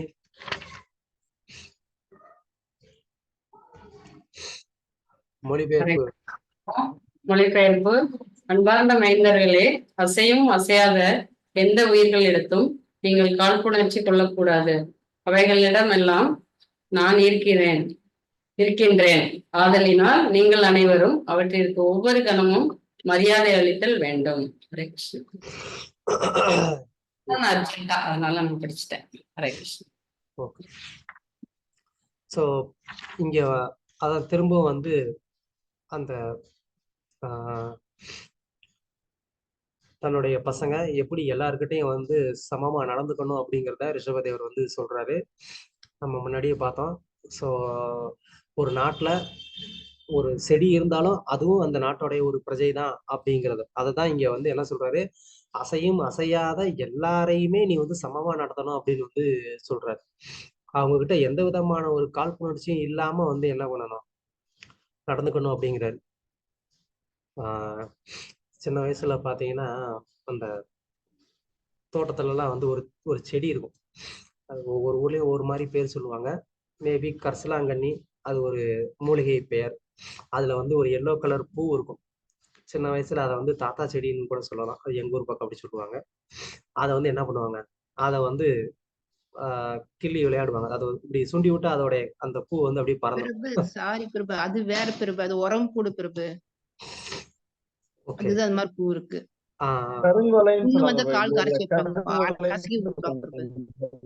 ஓகே ஓகே, அப்ப எல்லாரும் விளையாண்டு இருக்கீங்க. Very good. நீங்க செஞ்ச தப்பு ஒத்துக்கிட்டீங்க. நாங்கெல்லாம் விளையாடி இருக்கோம் பிரபு. நீங்க காழ்ப்புணர்ச்சியோட நடந்திருக்கீங்க அந்த செடி கிட்ட, நீங்களே இப்ப ஒத்துக்கிட்டீங்க. தட்டி விடுவோம் பிரபு. அப்படி அதத்தான் இங்க சொல்றாரு, அந்த காழ்ப்புணர்ச்சி இருக்கிறதுனாலதான் நீங்க வந்து அந்த செடியை வந்து வதம் பண்ணிருக்கீங்க. அதுதான் செய்யக்கூடாதுன்னு சொல்ல வந்தா எல்லாரும் இப்படி வந்து வாயை திறந்து ஒத்துக்கிட்டீங்களே நாங்க பண்ணிட்டோம் அப்படின்னு சொல்லி. பண்றது பிரபு. அது மாதிரி நிறைய பண்ணிருப்போம் சின்ன வயசுல, வேணும்னு போகும்போது பண்ணிருக்கிறோம் பிரபு. எப்படி பண்ணாலும் சரிதான், அது வந்து அந்த ஜீவராசிகளுக்கு நம்ம சரியான பிரபு பட்டாம்பூச்சி எல்லாம் பிடிச்சி விளையாண்டுட்டு பட்டாம்பூச்சி எல்லாம் கொண்டிருக்கிறோம். பட்டாம்பூச்சி பிடிச்சு கொள்றது, தட்டான பிடிச்சி கயத்தை கட்டி அதை வந்து கொடுமை பண்றது. இன்னொன்னு வந்து பண்ணுவோம், அதாவது ஒரு இந்த முள்ளு மரத்துல வந்து பாத்தீங்கன்னா ஒரு பூச்சி இருக்கும், அத வந்து மாடுன்னு சொல்லுவோம் எங்க ஊர் பக்கம். அதை வந்து என்ன பண்ணுவாங்க, கொம்போட 2 கொம்பு இருக்கும் அதுக்கு. ஆமா அதுக்கு சின்னதா கொம்பு கூட இருக்கும். அதை வந்து எடுத்து கையில வச்சுட்டு என்ன பண்ணுவாங்க, அதுல கொஞ்சம் மூக்குப்பொடியை போட்டு விட்டுருவாங்க. மூக்குப்பொடியை போட்டா அது வந்து அது தாங்காம சும்மா கிறு கிறு கிறு கிறுன்னு சுத்தும். ஏய் பாடுறா எப்படி சுத்துது அப்படின்னு பண்றதெல்லாம் கொடுமை. ஆனா அது அந்த மாதிரி என்ஜாய் பண்றது. பட்டுப்பூச்சி எடுத்து தீப்பெட்டிக்குள்ள வச்சு விளையாண்டோம். பொன்வண்டு அதை பாத்தீங்களா, எல்லா லிஸ்ட் இப்ப வெளியில வருது, நோட் பண்ணிக்கிட்டாங்க. ஓனா வந்து ஓனான வேலியில ஓனானா வேலியில போச்சுன்னா ஓனான வந்து புடிச்சு அடிக்கிறது. ஏன்னா அதுக்கு ஒரு கதை வர சொல்லிடுவாங்க. அணில் வந்து ஓனானுக்கு ஹெல்ப் பண்ணுச்சு, ஓனா வந்து ராமருக்கு ஹெல்ப் பண்ணல, அதனால அணில இது ஓனான அடிக்கணும் அப்படின்ற ஒரு கதை வேற பாத்தீங்களா அதுக்கு சொல்லி எவ்வளவு பெரிய தத்துவத்தை வச்சிருக்கிறாரு இதுக்கு பின்னாடி. ஒரு ஓனான அடிச்சு அடிக்கிறதுக்கு ஒரு பொய்யனோ ஓனான அடிச்சதுக்கு எவ்வளவு பெரிய தத்துவம் வச்சிருக்காரு பாருங்க. எங்க ராமருக்கு அது ஹெல்ப் பண்ணலையா அப்படின்னு சொல்லி எப்ப வரைக்கும் அந்த பகையை வச்சிருக்காருன்னு பாருங்க. தெரியாம நம்ம வந்து இப்ப சயின்ஸ் குரூப்ல எடுக்கிறோம்ல பிரபு, அப்ப அந்த டிசெக்ஷன் பண்றோம்ல டைசெக்ஷன், அப்ப அது எப்படி பிரபு? அவள கரப்பாம்பூச்சி எல்லாத்தையும் கட் பண்ணிடுவோம். Okay okay, thank you. எல்லாரும் உங்களுடைய கணக்கு வந்து நீங்க கொடுத்ததுக்கு எல்லாம் நோட் பண்ணப்பட்டிருக்கு. இது எந்த கணக்குல வரும் பிரபு? அது வந்து வெளிநாட்டு கணக்கு. அதாவது வந்து சில நேரத்துல மருத்துவ ரீதியில வந்து அதோடைய அது ஆராய்ச்சிக்காக பண்ணக்கூடியது பரவாயில்ல. ஏன்னா அதனால மற்ற உயிர்களை காப்பாற்ற முடியும். அங்க வந்து காரணம் வந்து ஒரு நல்ல காரணம் இருக்கு, அதனால ஓகே. அதை தவிர்த்து மற்றபடி இப்ப நீங்க எல்லாம் ஒத்துக்கிட்டதெல்லாம் வந்து ஏத்துக்க முடியாது. இப்படிலாம் வந்து பண்ணக்கூடாது. ஓகே. ஸோ அதே நேரத்துல இங்க பிரபுபாதர் வந்து சொல்றாரு, ஜென்ரலா அதாவது எல்லாருக்குமே வந்து மரியாதை கொடுக்கணும் அப்படின்னு சொன்னா, சிலர் வந்து அதை வந்து என்ன நினைச்சுக்கிறாங்க, தரித்திர நாராயணா அப்படின்னு சொல்லி ஒரு குரூப் வந்து ஏழைகள் எல்லாருக்குமே வந்து நாராயணனை பார்த்து அவங்களுக்கு வந்து உதவி பண்ணணும்னு சொல்லுவாங்க. ஸோ அந்த மாதிரியான ஒரு கருத்து இங்க வந்து சொல்லல. ரிஷபதேவர் வந்து என்ன சொல்றாரு, எல்லாரையுமே வந்து சமமான ஒரு நிலையில பார்க்கணும் அப்படின்னு சொன்னா கூட, இப்போ வந்து ஒரு மாடை நம்ம கட்டிப்பிடிக்கலாம், போய் சிங்கத்தை கட்டிப்பிடிக்க முடியுமா? எல்லாரையுமே சமமா நடத்தணும்னு சொல்லி மாடு கிட்ட போறதுக்கே பயப்படுவோம், சிங்கம் கிட்ட எங்க போறது? அப்போ அது வந்து சமமா நடக்கிறதுன்னு அர்த்தம் கிடையாது. சமமா நடக்கிறது அப்படின்னா அந்தந்த ஜீவராசியை அதோடைய நிலைக்கு ஏத்த மாதிரி பராமரிக்கிறது சமமா நடக்கிறதுன்னு அர்த்தம். ஓகே. ஸோ அதே மாதிரி மனிதனையும் அவனுடைய நிலைமைக்கு ஏத்த மாதிரி அவனை பராமரிக்கணுமே தவிர அவனை வந்து நாராயணனாவே ஆக்கிடுறது அப்படிங்கிறது வந்து ஏற்றுக்கொள்ள முடியாத ஒரு கொள்கை. யாருமே வந்து நாராயணனா ஆக முடியாது. அது நம்ம தெரிஞ்சுக்கணும். பதம் 27. மனோவச்சோத்ரு கரணோ ஹி தஸ்ய சாட்சாத் கிருதம் மே பரிபர்ஹணம் ஹி வினா புமான் ஏனம் மகா விமோகாத் கிருதாந்த பாஷான்ன விமோக்துமீஷே. புலனேந்திரியங்களின் உண்மை செயலானது மனம், வாக்கு, நோக்கு என்னும் அறிவு புலன்கள் மற்றும் செயல் புலன்கள் முற்றிலும் எனது தொண்டிலேயே ஈடுபடுத்தப்படுகின்றது. புலன்கள் அவ்வாறு ஈடுபடுத்தப்படவில்லை என்றால் யமராஜனின் உறுதிமிக்க கயிற்றை போன்றே உலக வாழ்வின் சிக்கலில் இருந்து எந்த உயிரும் வெளியே வர முடியாது.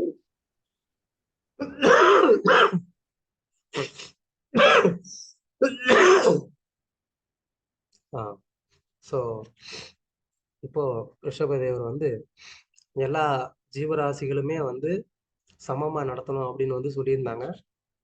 இப்போ அந்த ஜீவராசிகள் எல்லாமே வந்து என்ன பண்ணணும், எல்லாருமே வந்து தங்களுடைய மனம், வாக்கு, அறிவு, புலன்கள் இது எல்லாத்தையுமே வந்து என்ன பண்ணணும், அவங்க வந்து பகவானுடைய சேவையில வந்து ஈடுபடுத்தணும். அந்த மாதிரி ஈடுபடுத்தலை அப்படின்னு சொன்னா அவங்கள வந்துட்டு நம்ம தண்டிக்கிறோமோ இல்லையோ, கண்டிப்பா யமராஜன் வந்து என்ன பண்ணுவாரு, தண்டிக்க போறாரு அப்படின்னு தன்னுடைய பசங்களுக்கு வந்து சொல்றாரு. ஸோ பக்தி தொண்டுல வந்து ஈடுபடாதவங்கள நம்ம கணக்கெடுத்தோம்னா அப்போ இங்க வந்து எவ்வளவோ பேர் இருப்பாங்களே, அவங்களெல்லாம் நம்ம வந்து தண்டிக்க முடியுமா அப்படின்னு வந்து ஒரு கேள்வி வரலாம். ஸோ அதுக்குதான் வந்து இங்க ரிஷபதேவர் என்ன சொல்றாரு, அதை பத்தி நீ கவலைப்படாத.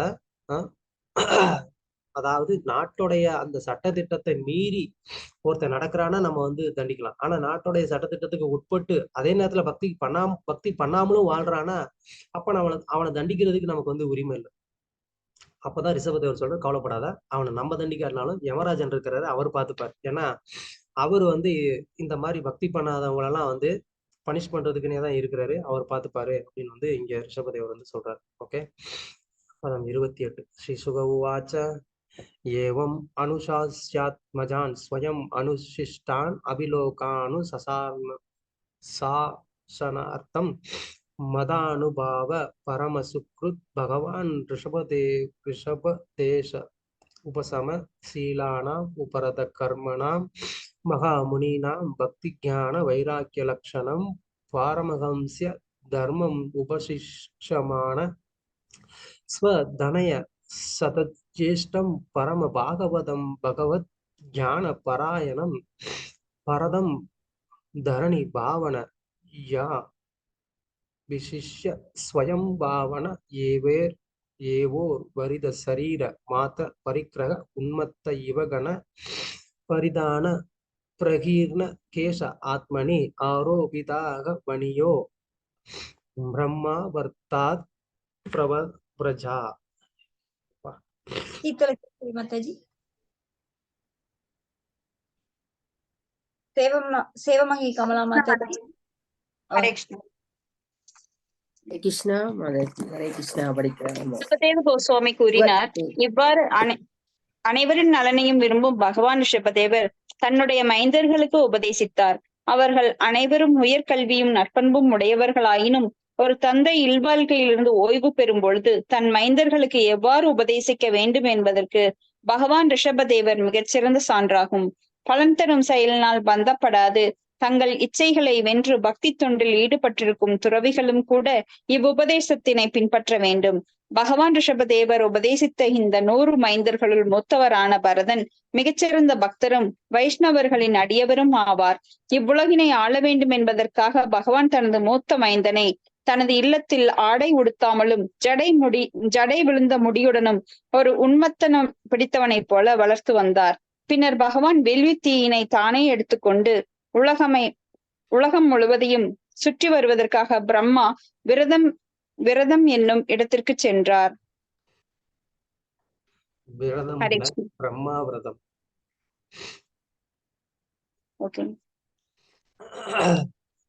சோ ரிஷபதேவர் அவர் வந்து ஓய்வு எடுக்கணும் அப்படின்னு, அதாவது குடும்ப வாழ்க்கையில இருந்து அவர் ஓய்வு எடுக்கணும் அப்படின்னு அவர் வந்து நினைச்ச போதுதான் தன்னுடைய மைந்தர்களுக்கு இது போன்ற அந்த அறிவுரைகளை வந்து கொடுத்திருக்கிறாரு. ஸோ அது மாதிரி ஒவ்வொரு தந்தையுடைய கடமை இது, தன்னுடைய குழந்தைங்களுக்கு இது போன்ற அந்த ஞானத்தை கொடுப்பது அப்படிங்கிறது. அப்போ தன்னுடைய பசங்கள்கிட்டலாம் இந்த உபதேசத்தை வந்து கொடுத்தார். 100 பசங்க. அப்போ அங்க வந்து ரிஷபதேவருடைய பையனான பரதனும் அங்க வந்து இருந்திருக்கிறாரு. ஸோ எல்லாருமே வந்து கேட்டுக்கிட்டாங்க இந்த அறிவுரையை. ஸோ அதுக்கப்புறமா ரிஷபதேவர் என்ன பண்ணாருங்கிறத கடைசி வரியில வந்து சொல்றாங்க. அது பொருளுரையில, அதாவது மொழிபெயர்ப்புல பாத்தீங்கன்னா அது வந்து பரத மகாராஜரை அப்படி வச்சிருந்தாருன்னு சொல்லி வந்து சொல்றாங்க. அது வந்து தப்பு.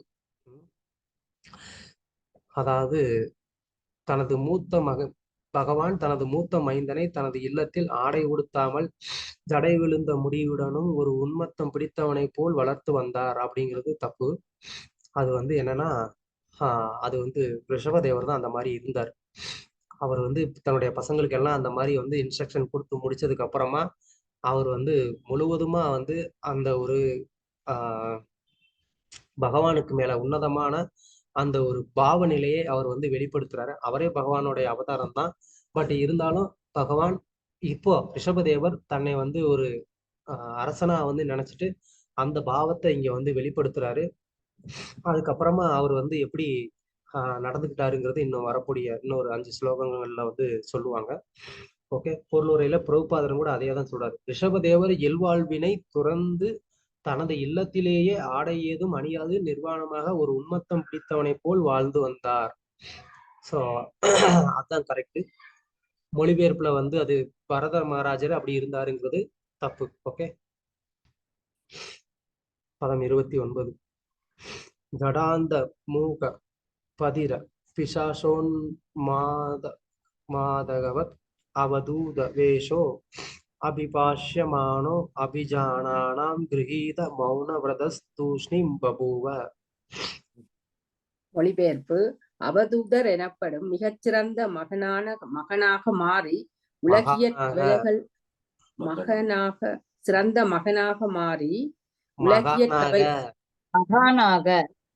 மகானாக மாறி உலகிய கவலைகள் ஏதுமின்றி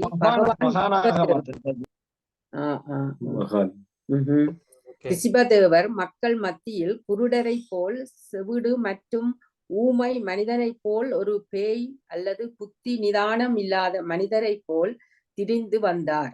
மக்கள் அவரை இப்படி கருதிய போதிலும் யாரிடத்தும் பேசாது அவர் மிக்க மகிழ்ச்சியுடன் இருந்தார். ஹரே கிருஷ்ணா. நன்றி. ஹரே கிருஷ்ணா. சோ இங்க வந்து ரிஷபதேவருடைய அந்த உன்னதமான அறிகுறிகள் வந்து வெளிப்படுத்தப்படுது. அவர் ஒரு அவதூத நிலையை வந்து ஏற்றுக்கொண்டிருக்கிறார்.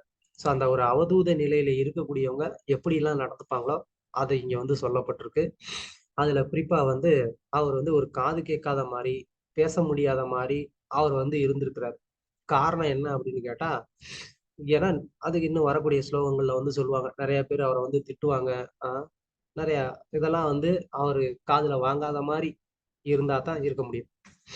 ஸோ அது வந்து ஒரு அது கேட்காம இருக்கணும்னு இருக்கிறது இல்ல.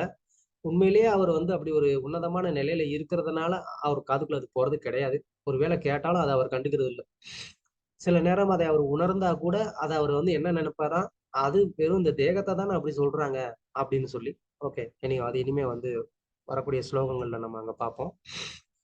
ஸோ இது வந்து ஒரு அவதூத நிலையில் இருக்கக்கூடிய ஒரு அறிகுறிகள். ஓகே, பொருளுரை. அவதூத எனில் சமுதாய மரபுகளை, குறிப்பாக வர்ணாசிரம தர்மத்தினை பற்றி கவலைப்படாதவரை குறிக்கும் சொல்ல ஆயினும், அம்மனிதன் முற்றிலும் தனக்குள்ளே வாழ்ந்து தான் யாரை நினைத்து தியானிக்கின்றானோ அந்த முழுமுதற் கடவுளிடம் திருப்தி அடைகிறான். இதனையே வர்ணாசிரம தர்மம் நெறிகளை கடந்து வாழ்பவர் அவதூதர் என்று அழைக்கப்படுகிறார் என்றும் கூறலாம். இம்மனிதர் மாயையின் பிடியிலிருந்து ஏற்கனவே விடுதலை பெற்றவராவார். மேலும் அவர் முற்றிலும் தனியாகவும் சுதந்திரமாகவும் வாழ்கிறார். ஸோ எப்போதும் அவர் வந்து பகவானே தனக்குள்ள நினைச்சிட்டு இருக்கிறதுனால அவர் வந்து எப்பயுமே வந்து சந்தோஷமாகவும் அமைதியாகவும் இருக்கிறார். அவருக்கு வந்துட்டு மத்தவங்க கூட வந்து பேசாம இருந்தா, ஐயோ என்ன இன்னைக்கு வந்து யாரு கூடயுமே பேசாம வந்துட்டு தலையை வெடிச்சிரும் போல இருக்கே, உடனே போனை எடுத்து யாரு கூடயாவது வந்து கொஞ்சம் 2 பொண்ணையை பேசி ஆகணுமே அப்படின்னு சொல்லி வந்து நினைக்கிற மாதிரியான ஒரு வேலை வந்து அவருக்கு கிடையாது. அவர் வந்து யாரு கூடயும் பேசாட்டினாலுமே அவர் வந்து சந்தோஷமா இருக்கிறார். உண்மையிலேயே சொல்ல போனா யாரு கூடயும் பேசாமலே இருந்தாலும் சந்தோஷமா இருக்கலாம். ஏதாவது வந்து வாயெடுத்து பேசுனீங்க அப்படின்னா போச்சு, அத வந்து 1க்கு 2 ஏதாவது வந்து சொல்லி பிரச்சனையை கொண்டாந்துருவாங்க. பதம் 30. தத்ர தத்ர புற கிராமாகர கேட வாட கர்வட சிவிர பிரஜ கே கோஷார்த்த கிர வனசமாதஸ்வ அனுபதம் சராப சதைக பரிபூயமானோ மகி காபிர் ஜிவவனகஜஸ்தர்ஜன தாடனாவம கேன ஸ்ரீவன கிராவ சக்ருத்ரஜ பிரக்ஷேப பூதிவாத திருப்தை சத் அபதேச உபயானுபவ ஸ்வரூபேன ஸ்வமசிமா வஸ்தானோ சமாரோபிதாகம் மமாபிமானத்வாத் அவிகண்டிதமான பிருத்வீம் ஏகச்சர பரிபப்ராம.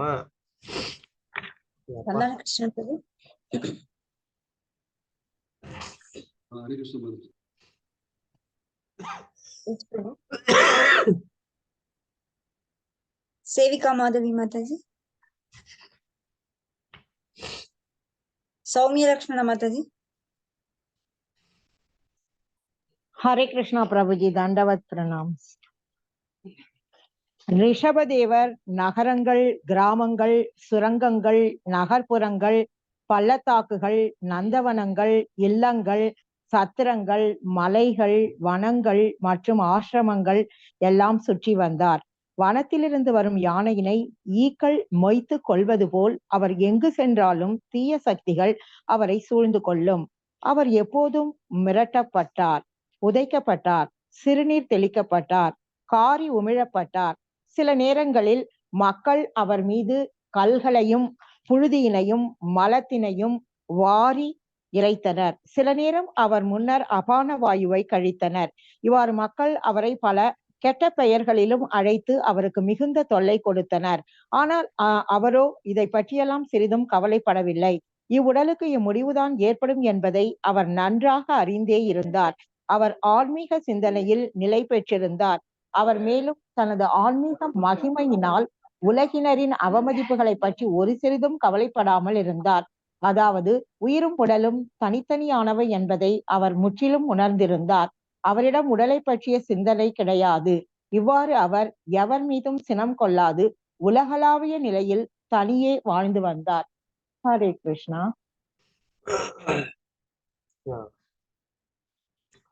சோ ரிஷபதேவர் இந்த அவதூத நிலையில அவர் எப்படி நடந்துகிட்டாரு அப்படிங்கிறது வந்து இந்த ஸ்லோகத்துல வந்து சொல்லப்படுது. அவர் எந்தெந்த இடங்களுக்கெல்லாம் வந்து டிராவல் பண்ணாரு அப்படின்னு வந்து சொல்லப்பட்டிருக்கு. சில நேரம் ஆட்களே இல்லாத காடா இருக்கலாம், சில நேரத்துல வந்து ஆட்கள் நிறைந்த நகரமா இருக்கலாம், சில நேரம் அது தோட்டமா இருக்கலாம், சில நேரம் அது வந்து கிராமமா இருக்கலாம். இப்படி எதா இருந்தாலும் அவர் எல்லா இடத்துலயுமே வந்து கொஞ்சம் கூட வந்து அவரு இந்த தேக அபிமானம் அப்படிங்கிறது கொஞ்சமும் இல்லாம அவர் வந்து சுதந்திரமா அவர் வந்து செயல்பட்டாரு அப்படிங்கிறது வந்து இங்க தெரியுது. ஏன் தேக அபிமானம் இல்லாம சுதந்திரமா செயல்பட்டாரு அப்படின்னு சொன்னா, அந்த தேக அபிமானம் இருக்கிறதுனால அந்த தேக அபிமானம் நம்மள வந்து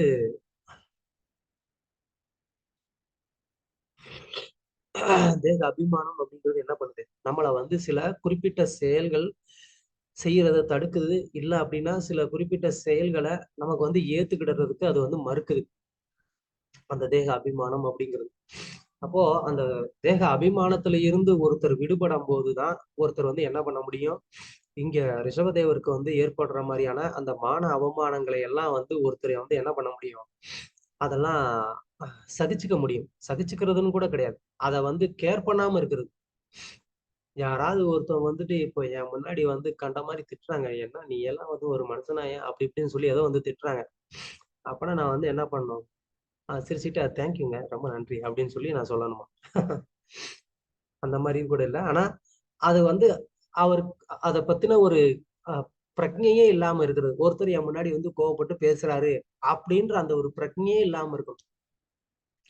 இல்ல ஒருவேளை அந்த மாதிரி கோவப்பட்டு பேசுறாங்கன்னா கூட வந்துட்டு ஓகே, அது இந்த உடலை பத்தி தானே, நான் ஏன் கவலைப்படணும் அப்படின்னு சொல்லிட்டு அமைதியா இருக்கும். சோ அந்த மாதிரியான ஒரு நிலையை எல்லாருமே வந்து வளர்த்து கொள்ள வேண்டும் அப்படிங்கிறது வந்து எதிர்பார்க்கப்படக்கூடிய ஒண்ணு. பக்தர்கள் அப்படின்னு சொன்னா இந்த மாதிரி எல்லா விதமான ஏற்றத்தாழ்வுகளையும் நம்ம மன ரீதியில வந்து ஏத்துக்கிறதுக்கு தயாரா இருக்கணும். எல்லாமே வந்துட்டு நம்ம படிக்கலாம், இது வந்து என்ன ஒரு ஞானமா நம்ம வந்து எடுத்துக்கலாமே தவிர, இத மன ரீதியில உண்மையிலேயே வந்து ஏத்துக்கிட்டு அந்த ஒரு அவமானம் ஏற்படும் போது நம்ம அதை எப்படி நம்ம அணுகிறோம் அப்படிங்கிறது தான் வந்து நமக்கான ஒரு பாடம், இல்ல ஒரு பரீட்சை. சோ அதுல நம்ம எப்படி நடந்துக்கிறோம் அப்படிங்கிறது தான் இந்த ஞானத்தை நம்ம எப்படி பயன்படுத்திக்கிட்டோம் அப்படிங்கிறது இருக்கு. சோ அதனால அந்த மாதிரியான ஒரு சூழ்நிலைகள்ல நம்ம அதை அது மேல கவனமே செலுத்தாம இருக்கிற மாதிரி நம்ம வந்து ஒரு மனோநிலையை வளர்த்துக்கணும் அப்படின்னு இங்க ரிஷபதேவருடைய ஒரு உதாரணத்துல இருந்து புரிஞ்சுக்கலாம். சோ அதுக்குதான் பிரபுபாதர் இங்க வந்து 2 முக்கியமான விஷயங்களை வந்து குறிப்பிடுறாரு. எப்படி வந்து இங்க அந்த மாத்திர பிரசாஸ்து கௌந்தேயங்கிற அந்த ஸ்லோகத்தை கோட் பண்றது மூலமா அந்த மாதிரியான ஒரு உடல் ரீதியான அந்த ஏற்றத்தாழ்வுகளை எப்படி வந்து அணுகணுங்கிறதுக்கும், அதுக்கப்புறமா பகவானுடைய தேகத்துக்கு நடக்கக்கூடிய இந்த மாதிரியான ஒரு அவமானங்கள்னால அந்த தேகத்துக்கு எதுவுமே வந்து ஆகுறது கிடையாது. ஏன் அப்படின்னு சொன்னா அவருடைய தேகம் ஆன்மீகமானது அப்படிங்கிறதையும் பிரபுபாதர் இங்க வந்து சொல்றாங்க. ஓகே, அதான் 31.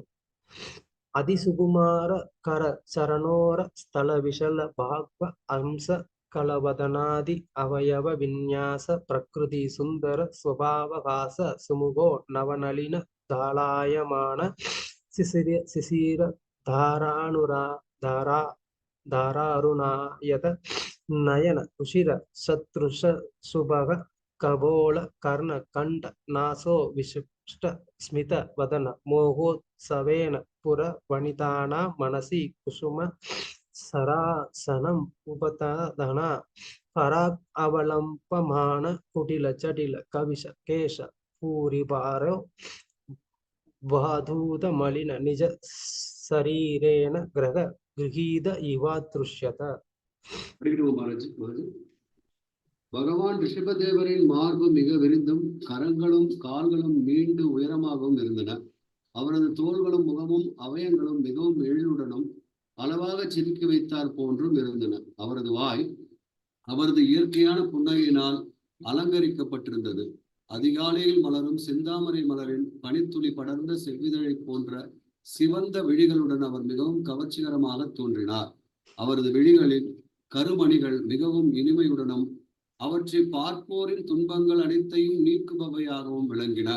அவரது நெற்றி, செவிகள், கழுத்து, நாசி போன்ற உறுப்புகள் அனைத்தும் மிக்க எழுவுடன் திகழ்ந்தன.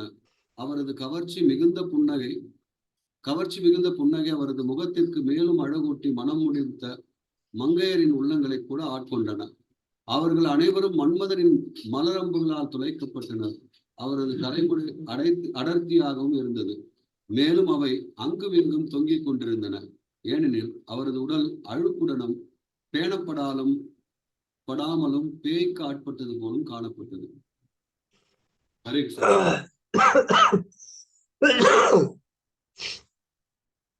இங்க வந்து ரிஷபதேவருடைய அழகு வந்து வர்ணிக்கப்பட்டிருக்கு. அதுல முக்கியமா வந்து சொல்றது என்னன்னா, அவரை பார்க்கிறவங்களுக்கு அவங்களுடைய துன்பம் வந்து போயிரும் அப்படின்னு சொல்லப்பட்டிருக்கு. ஸோ அவரை பார்க்கறதுனால அவங்களுக்குலாம் துன்பம் போகுது அப்படின்னு சொன்னா, அப்ப அவரை பார்த்தா எல்லாருக்குமே வந்து இவர் பெரிய ஒரு மகான்னு தானே வந்து தோணணும். அப்ப அவர் மேல வந்து எப்படி அவங்க வந்துட்டு போன ஸ்லோகத்துல பார்த்த மாதிரி அவரை வந்து அவமதிக்க முடியும்? அது எப்படி நடக்குது? சொல்லுங்க யாராவது.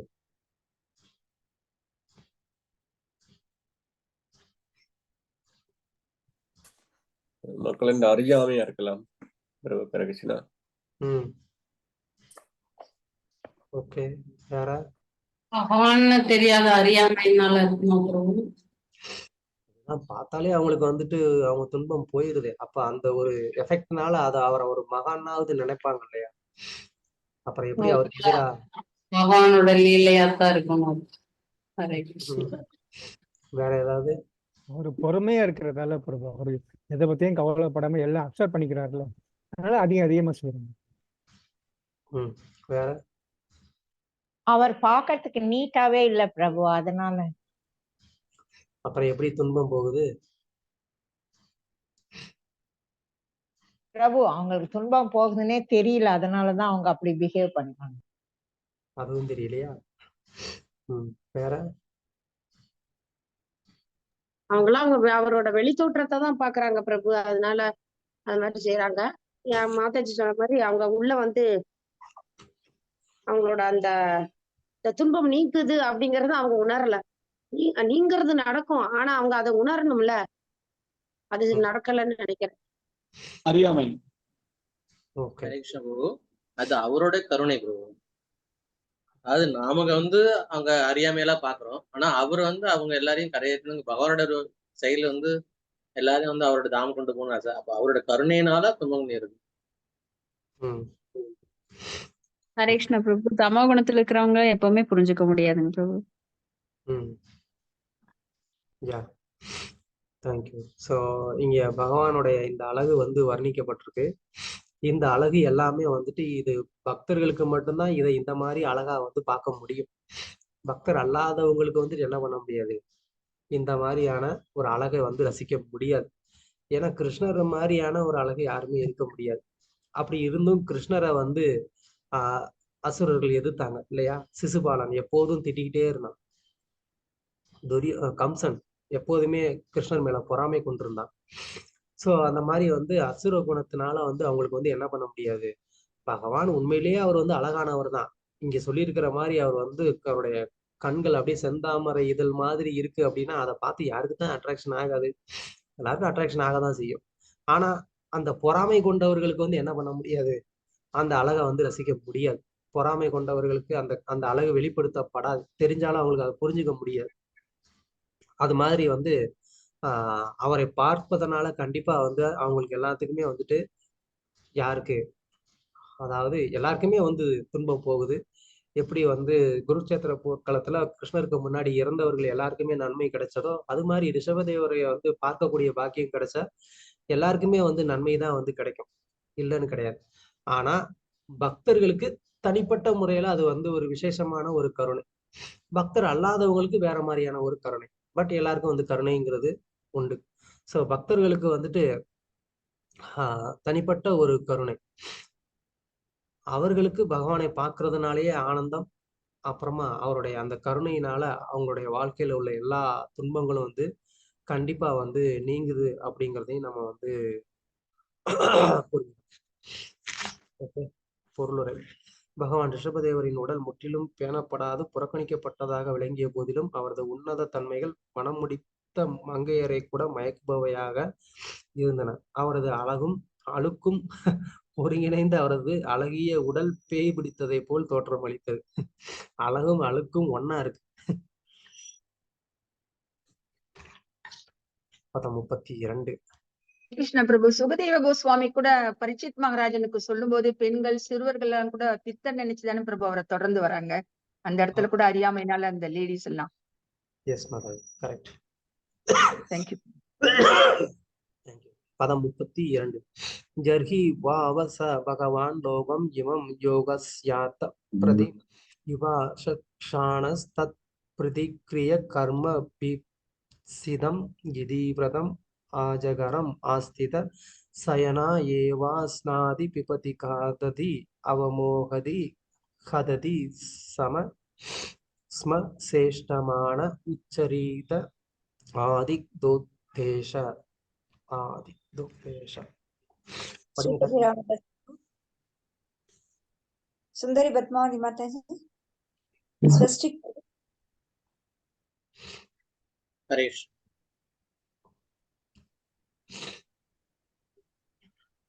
படிங்க பிரபு.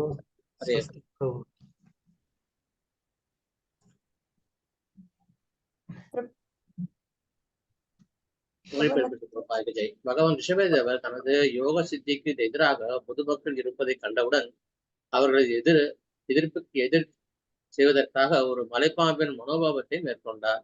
அதாவது அவர் ஓர் இடத்தில் கீழே படுத்துக் கொண்டார். அங்கேயே அந்த நிலையிலேயே அவர் உண்டார், பருகினார், மலமும் சிறுநீரும் கழித்து அவற்றின் மீதே புரண்டார். உண்மையில் அவர் தன் உடலை முழுவதும் மலத்தினையும் சிறுநீரையும் பூசிக்கொண்டார். அப்போதுதானே அவருக்கு எதிரானவர்கள் அவர் அங்கே வந்து சொல்லி தர மாட்டார்கள். ஹரே கிருஷ்ணன். ஸோ பல பேர் வந்து டிஸ்டர்ப் பண்றாங்க அப்படிங்கிறது வந்து நம்ம போன ஸ்லோகத்துல வந்து பார்த்தோம். ஸோ அந்த டிஸ்டர்பன்ஸ்ல இருந்து அவர் தப்பிச்சுக்கணும்ன்றது இல்லை, இப்படி வந்து அவருக்கு நிறைய பேர் அபராதம் பண்ணாம தடுக்கணும் அப்படிங்கிறதுக்காக வந்து என்ன பண்ணாரு. ஏன்னா அவரை திட்டுறதையோ ஏதோ பண்றதா அவர் வந்து என்ன நினைக்கிறது இல்லை, தனக்கு வந்து ஒரு அவமானமாவோ இல்லைன்னா அதை வந்து ஒரு துன்பமா அவர் நினைக்கல. ஆனா இந்த மாதிரி அவருக்கு எதிரா அவங்க வந்து செயல்கள்ல ஈடுபடும் போது அது வந்து பகவானுக்கு செய்யக்கூடிய ஒரு அபராதமா மாறிது. ஸோ அந்த மாதிரி ஒரு அபராதத்தை வந்து செய்யறதுனால வந்து என்ன பண்ண முடியாது, அவங்களால வந்துட்டு பக்தி தொண்டுக்கு வரவும் முடியாது, அவங்களால வந்துட்டு இந்த மனித பிறப்புல இருந்து விடுபடவும் முடியாது. அப்போ அதெல்லாம் ஸ்டாப் பண்றதுக்கு என்ன பண்றது அப்படின்னு சொல்லி பகவான் வந்து யோசிச்சாரு. அப்போ பகவான் வந்து என்ன பண்ணாரு, ஸோ இந்த மலைப்பாம்பினுடைய ஒரு மனோபாவத்தை வந்து எடுத்துட்டு அது மாதிரியே வந்து என்ன பண்றாரு, ஒரே இடத்துல இருந்து சாப்பிட்டு எல்லாமே வந்து பண்றாரு. அப்பதான் வந்து அதை பார்த்து யாரும் பக்கத்துல வரமாட்டாங்க அப்படின்னு சொல்லி இங்க சொல்லப்படுது. ஓகே. 33. தஸ்யக ய புரீஷ சுரபி சௌகந்திய வாயுஸ்தம் தேசம் தச யோஜனம் சமந்தாத் சுரபிம் சகார. துளசி மாதாஜி. ஹரே கிருஷ்ணா. தூய்மையற்ற நிலையில் இருந்த போதிலும் ரிஷபதேவரை பொதுமக்கள் துன்புறுத்தவில்லை. ஏனெனில் அவரது மலஜலத்திலிருந்து துர்நாற்றம் வீசவில்லை. மாறாக அதனிலிருந்து வீசி இனிய நறுமணம் 80 மைல் அளவில் சுற்று வட்டாரம் எங்கும் பரவியது. ஹரே கிருஷ்ணா. நன்றி பிரபு. ஸோ முதல்ல வந்து நிறைய டிஸ்டர்பன்ஸ் இருந்தது. அந்த டிஸ்டர்பன்ஸை வந்து சரி பண்ணணும் அப்படின்றதுக்காக பகவான் வந்து என்ன பண்ணாரு, இந்த மாதிரி நடந்துக்கிட்டாரு. அதுக்கப்புறமா வந்து அதை பார்க்குறவங்களுக்கு எல்லாத்துக்குமே ஆச்சரியம். ஐயோ இது என்னது, ஜென்ரலா வந்து பயங்கரமா வந்துட்டு துர்நாற்றம் அடிக்குமே, ஆனா வந்து அந்த மாதிரி இல்லையே அப்படின்னு சொல்லி அவங்களுக்குலாம் அது வந்து ரொம்ப ரொம்ப ஒரு ஆச்சரியத்தை வந்து ஏற்படுத்துது. அதனால அதுக்கப்புறமா அவங்க வந்து புரிஞ்சுக்கிட்டாங்க, இவர் வந்து ஒரு தூய்மையற்ற நிலையில இருந்தா கூட இவர் வந்து ஒரு சாதாரணமான ஒரு நபரா வந்து இருக்க முடியாது அப்படின்னு அப்புறமா வந்து புரிஞ்சுக்கிட்டு அவரை வந்து டிஸ்டர்ப் பண்ணாம வந்து இருந்தாங்க. ஸோ பொருளுரையில பிரபுபாதர் வந்து இது வந்து ஒரு பகவானுடைய ஒரு செயல். யார் ஒருத்தவங்க பகவான்னு சொல்றாங்களோ இது ஒரு டெஸ்ட். இந்த இதுல சொல்லியிருக்கிற மாதிரி ஒரு டெஸ்ட் பண்ணா தெரிஞ்சிடும் அவங்க வந்து பகவானா இல்லையா அப்படின்னு சொல்லி. பொருளுரை. இதிலிருந்து பகவான் ரிஷபதேவர் உன்னத ஆனந்தத்தில் திளைத்திருந்தார் என்பது உறுதி. அவரது மலஜலம் நறுமணம் மிக்கதாக மானுட மலஜலத்திலிருந்து வேறுபாடுடையதாக இருந்தது. ஏன், உலகில் உள்ள பசுவின் சாணம் கூட தூய்மையானதாகும், கிருமி நாசினியாகவும் ஏற்றுக்கொள்ளப்பட்டிருக்கிறதே. ஒருவன் பசுஞ்சாணத்தினை எவ்வளவுதான் ஒரே இடத்தில் குவித்து வைத்தாலும் அதிலிருந்து துர்நாற்றம் வீசி யாருக்கும் தொல்லை அளிப்பதில்லை. இதுபோல் ஆன்மீக உலகில் உள்ள மலஜலம் கூட இனிய நறுமணம் உடையதானது என்று கருதலாம். உண்மையில் பகவான் ரிஷபதேவரின் மலஜலத்தினால் சுற்றுச்சூழலே இனிமை மிக்கதாக இருந்தது. பதம் 34. ஏவம் கோ மிருகாக சர்யாய பிரஜம் திஷ்டன் ஆசின சயான காக மிருக கோ சரித பிபதி காததி அவமே ஹதி ஸ்ம. யமுனாபதி பிரபு. பகவதி மாதாஜி. ஹரே கிருஷ்ணா மாதாஜி. இவ்வாறாக பகவான் ரிஷபதேவர் பசு, மான், காக்கை போன்றவற்றின் தன்மைகளை பின்பற்றினார். அவர் நகர்வார், நடப்பார், சில நேரம் ஒரே இடத்தில் அமர்ந்திருப்பார், சில நேரம் பசு, மான், காக்கையினை போல நடந்து கொள்வார். இவ்வாறு அவர் உண்டு பருகி மலஜலம் கழித்து மக்களை ஏமாற்றினார். ஹரே கிருஷ்ணா. பசு, மான், காக்கை அப்படின்னு வந்து சொல்றது இதுக்கு முன்னாடி ரிஷபதேவருடைய அந்த செயல்களை வச்சு கம்பேர் பண்ணி வந்து சொல்றாங்க. எப்படி அவர் வந்து ஒரே இடத்துல வந்து சாப்பிட்டு மலஜலம் கழிச்சிருக்கிறாரு. அதுக்கு வந்து எது உதாரணம், பசுமாடு இல்லையா. பசுமாடு நம்ம வந்து பார்க்கலாம், அதையெல்லாம் ஒரே இடத்துலயே பண்ணோம், அங்கேயே வந்து படுத்துக்கும், அங்கேயே தான் சாப்பிடும் இல்லையா. பசுமாடு வளர்த்துருக்கீங்களா யாரும்? பசுமாடு வளர்த்தீங்கன்னா தெரிஞ்சிருக்கும். வளர்த்துக்கணும் பிரபு. இது வந்து பசுமாடு மாதிரியான ஒரு பசுமாடுக்கும் அதே மாதிரி அது அவருடைய சுபாவம் அப்படின்னு சொல்லலாம். காக்கைன்னு சொல்றது வந்து காக்கை எல்லா இடத்துலயுமே வந்து அது இருக்கும், போகும். இல்லைன்னு சொன்னா அந்த காக்கையை வந்து என்ன சொல்லுவோம், நம்ம சரியா குளிக்கலைன்னா அது வந்து காக்கா குளியல்னு வேற சொல்லுவோம், தலையை மட்டும் நினைச்சுக்கிறது இல்லையா. அது மாதிரி அவர் வந்து தன்னை வந்து அதிகமா வந்து தூய்மைப்படுத்திக்கிறதுக்கு அவர் வந்து முயற்சி செய்யலை. அந்த காக்கா மாதிரி சும்மா வந்துட்டு குளிச்சுக்கிட்டாரு, அது ஒண்ணு சொல்லலாம். அப்புறம் இன்னொன்னு மான் மாதிரி வந்து மானுடைய ஒரு சுபாவம் என்ன, மாதவானந்த பிரபு காது கேட்குதா இல்லையா? ஹரே கிருஷ்ணா பிரபு, சொல்லுங்க. மானுடைய ஒரு சுபாவம் என்ன, அதோடைய சுபாவம் என்ன, எங்க தோட்டத்துல போட்டுறதெல்லாம் வந்து சாப்பிட்டு போயிரும் அப்படிங்கிறீங்களா? நான் சொல்லட்டுமா? மாணவ சுபாவம் இனிமையான சத்தங்களை வந்து அது கேட்டா அது வந்து மயங்கிடும் பிரபு மான். Okay, very good. குறிப்பா மான் வந்து வழிகாட்டும். மான் வழிகாட்டுமா? சில நேரங்கள்ல வந்து அதுகிட்ட பேச்சு கொடுத்தோம்னா, அது ஏதாவது கேட்டோம்னா அதுக்கு பதிலுக்கு ஏதாவது காதை வச்சு சமிக்ஞைகள் எல்லாம் செய்யும். அது வேறையா, எங்க புதையல் இருக்குன்னு கேட்டா காமிச்சிருமா? இல்ல, ஏதாவது கேட்டோம்னா அதுக்கு ரிப்ளை பண்ற மாதிரி ஏதாவது தலையை அசைக்கும். அதுக்கு ஆன்சர் தெரிஞ்ச கேள்வியா கேட்கணுங்கிறீங்களா? தெரிஞ்ச கேள்வியா கேட்கணும். நீ பாட்டுக்கு வந்து பாகவதத்துல இருந்து கேள்வி கேட்டா எப்படி பதில் சொல்லுங்கிறீங்க? சில நேரங்கள்ல அந்த குட்டிக்கு ஏதாவது ஆபத்து அப்படின்னா அதை காப்பாத்துறதுக்கு வந்து உதவி கேட்கும் மனுஷங்க கிட்டே. ஓகே. பொதுவா வந்து மானோட சுபாவம் வந்து என்னன்னா, உன்னிப்பா கேட்கக்கூடிய சுபாவம் அதுக்கு உண்டு. குறிப்பா வந்து இசைக்கு மயங்கும், ஏதாவது ஒரு சப்தங்களுக்கு வந்து அது மயங்கக்கூடிய சுபாவம் உள்ளது.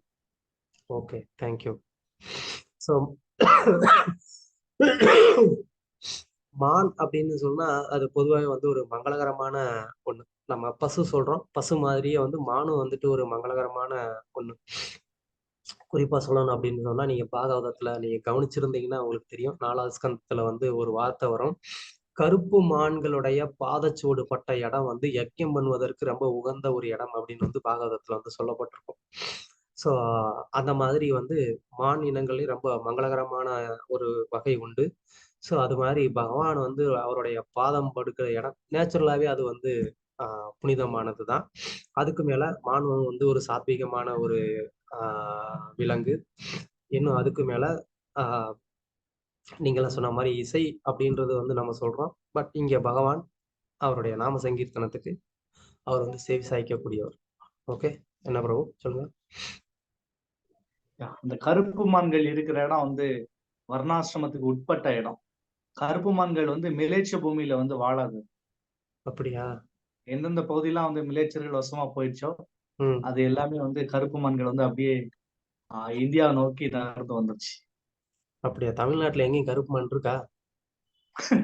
இருக்கு, தமிழ்நாட்டுல இருக்கு. பரதகண்டம் முழுசுமே, இந்தியா முழுசுமே ஏறக்குறைய கருப்பு மான்கள் இருக்கு. தமிழ்நாட்டுல எங்க இருக்கு? நான் பார்த்ததே இல்லையே. பார்க்கலாம், சில இடங்கள்ல பார்க்கலாம். சில இடங்கள்ல கருப்பு மான் இல்லாத இடம் வந்து மிலேச்சர் தேசம்.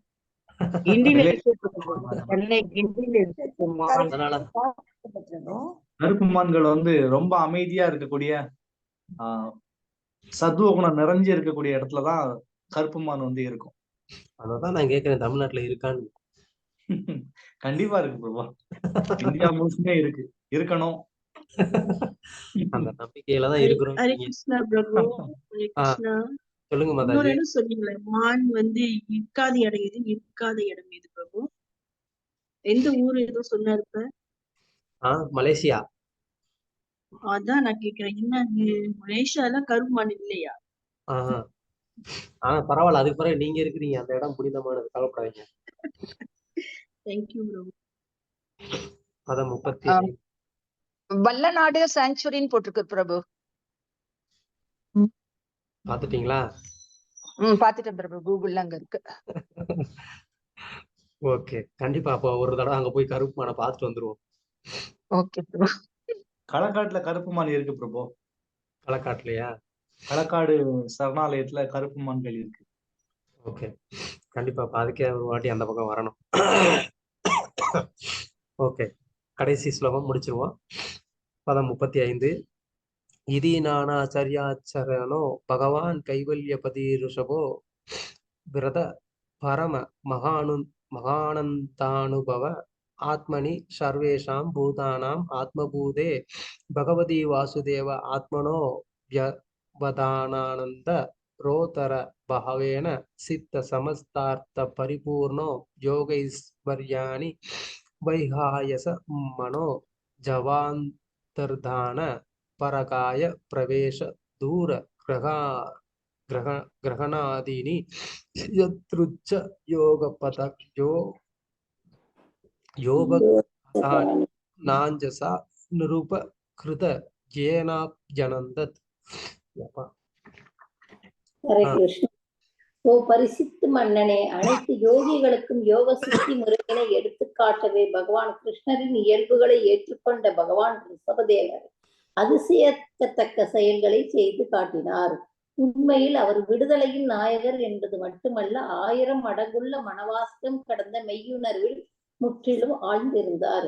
வசுதேவரின் மைந்தரான வாசுதேவ கிருஷ்ணரே பகவான் ரிஷபதேவரின் மூலாதாரமாவார். அவர்களது தோற்றத்தில் எந்தவிதமான வேறுபாடும் கிடையாது. இதனைத் தொடர்ந்து பகவான் ரிஷபதேவர் அழுதல், சிரித்தல், நடுங்குதல் போன்ற அன்பின் அடையாளங்களை வெளிப்படுத்தினார். அவர் எப்போதும் உன்னத மெய் உணர்வில் ஆழ்ந்திருந்தார். இதன் காரணமாக மனோவேகத்தில் வானில் பறப்பது, தோன்றுவது, மறைவது, பிறர் உடலினுள் புகுவது, வெகு தொலைவில் உள்ள பொருட்களை காண்பது போன்ற யோக சக்திகள் அனைத்தும் அவரை தாமே அடைந்தன. இவை அனைத்தையும் செய்யக்கூடியவராக அவர் இருந்த போதிலும் இச்சக்திகளை அவர் பயன்படுத்தியதே இல்லை. ஹரே கிருஷ்ணா. நன்றி பிரபு.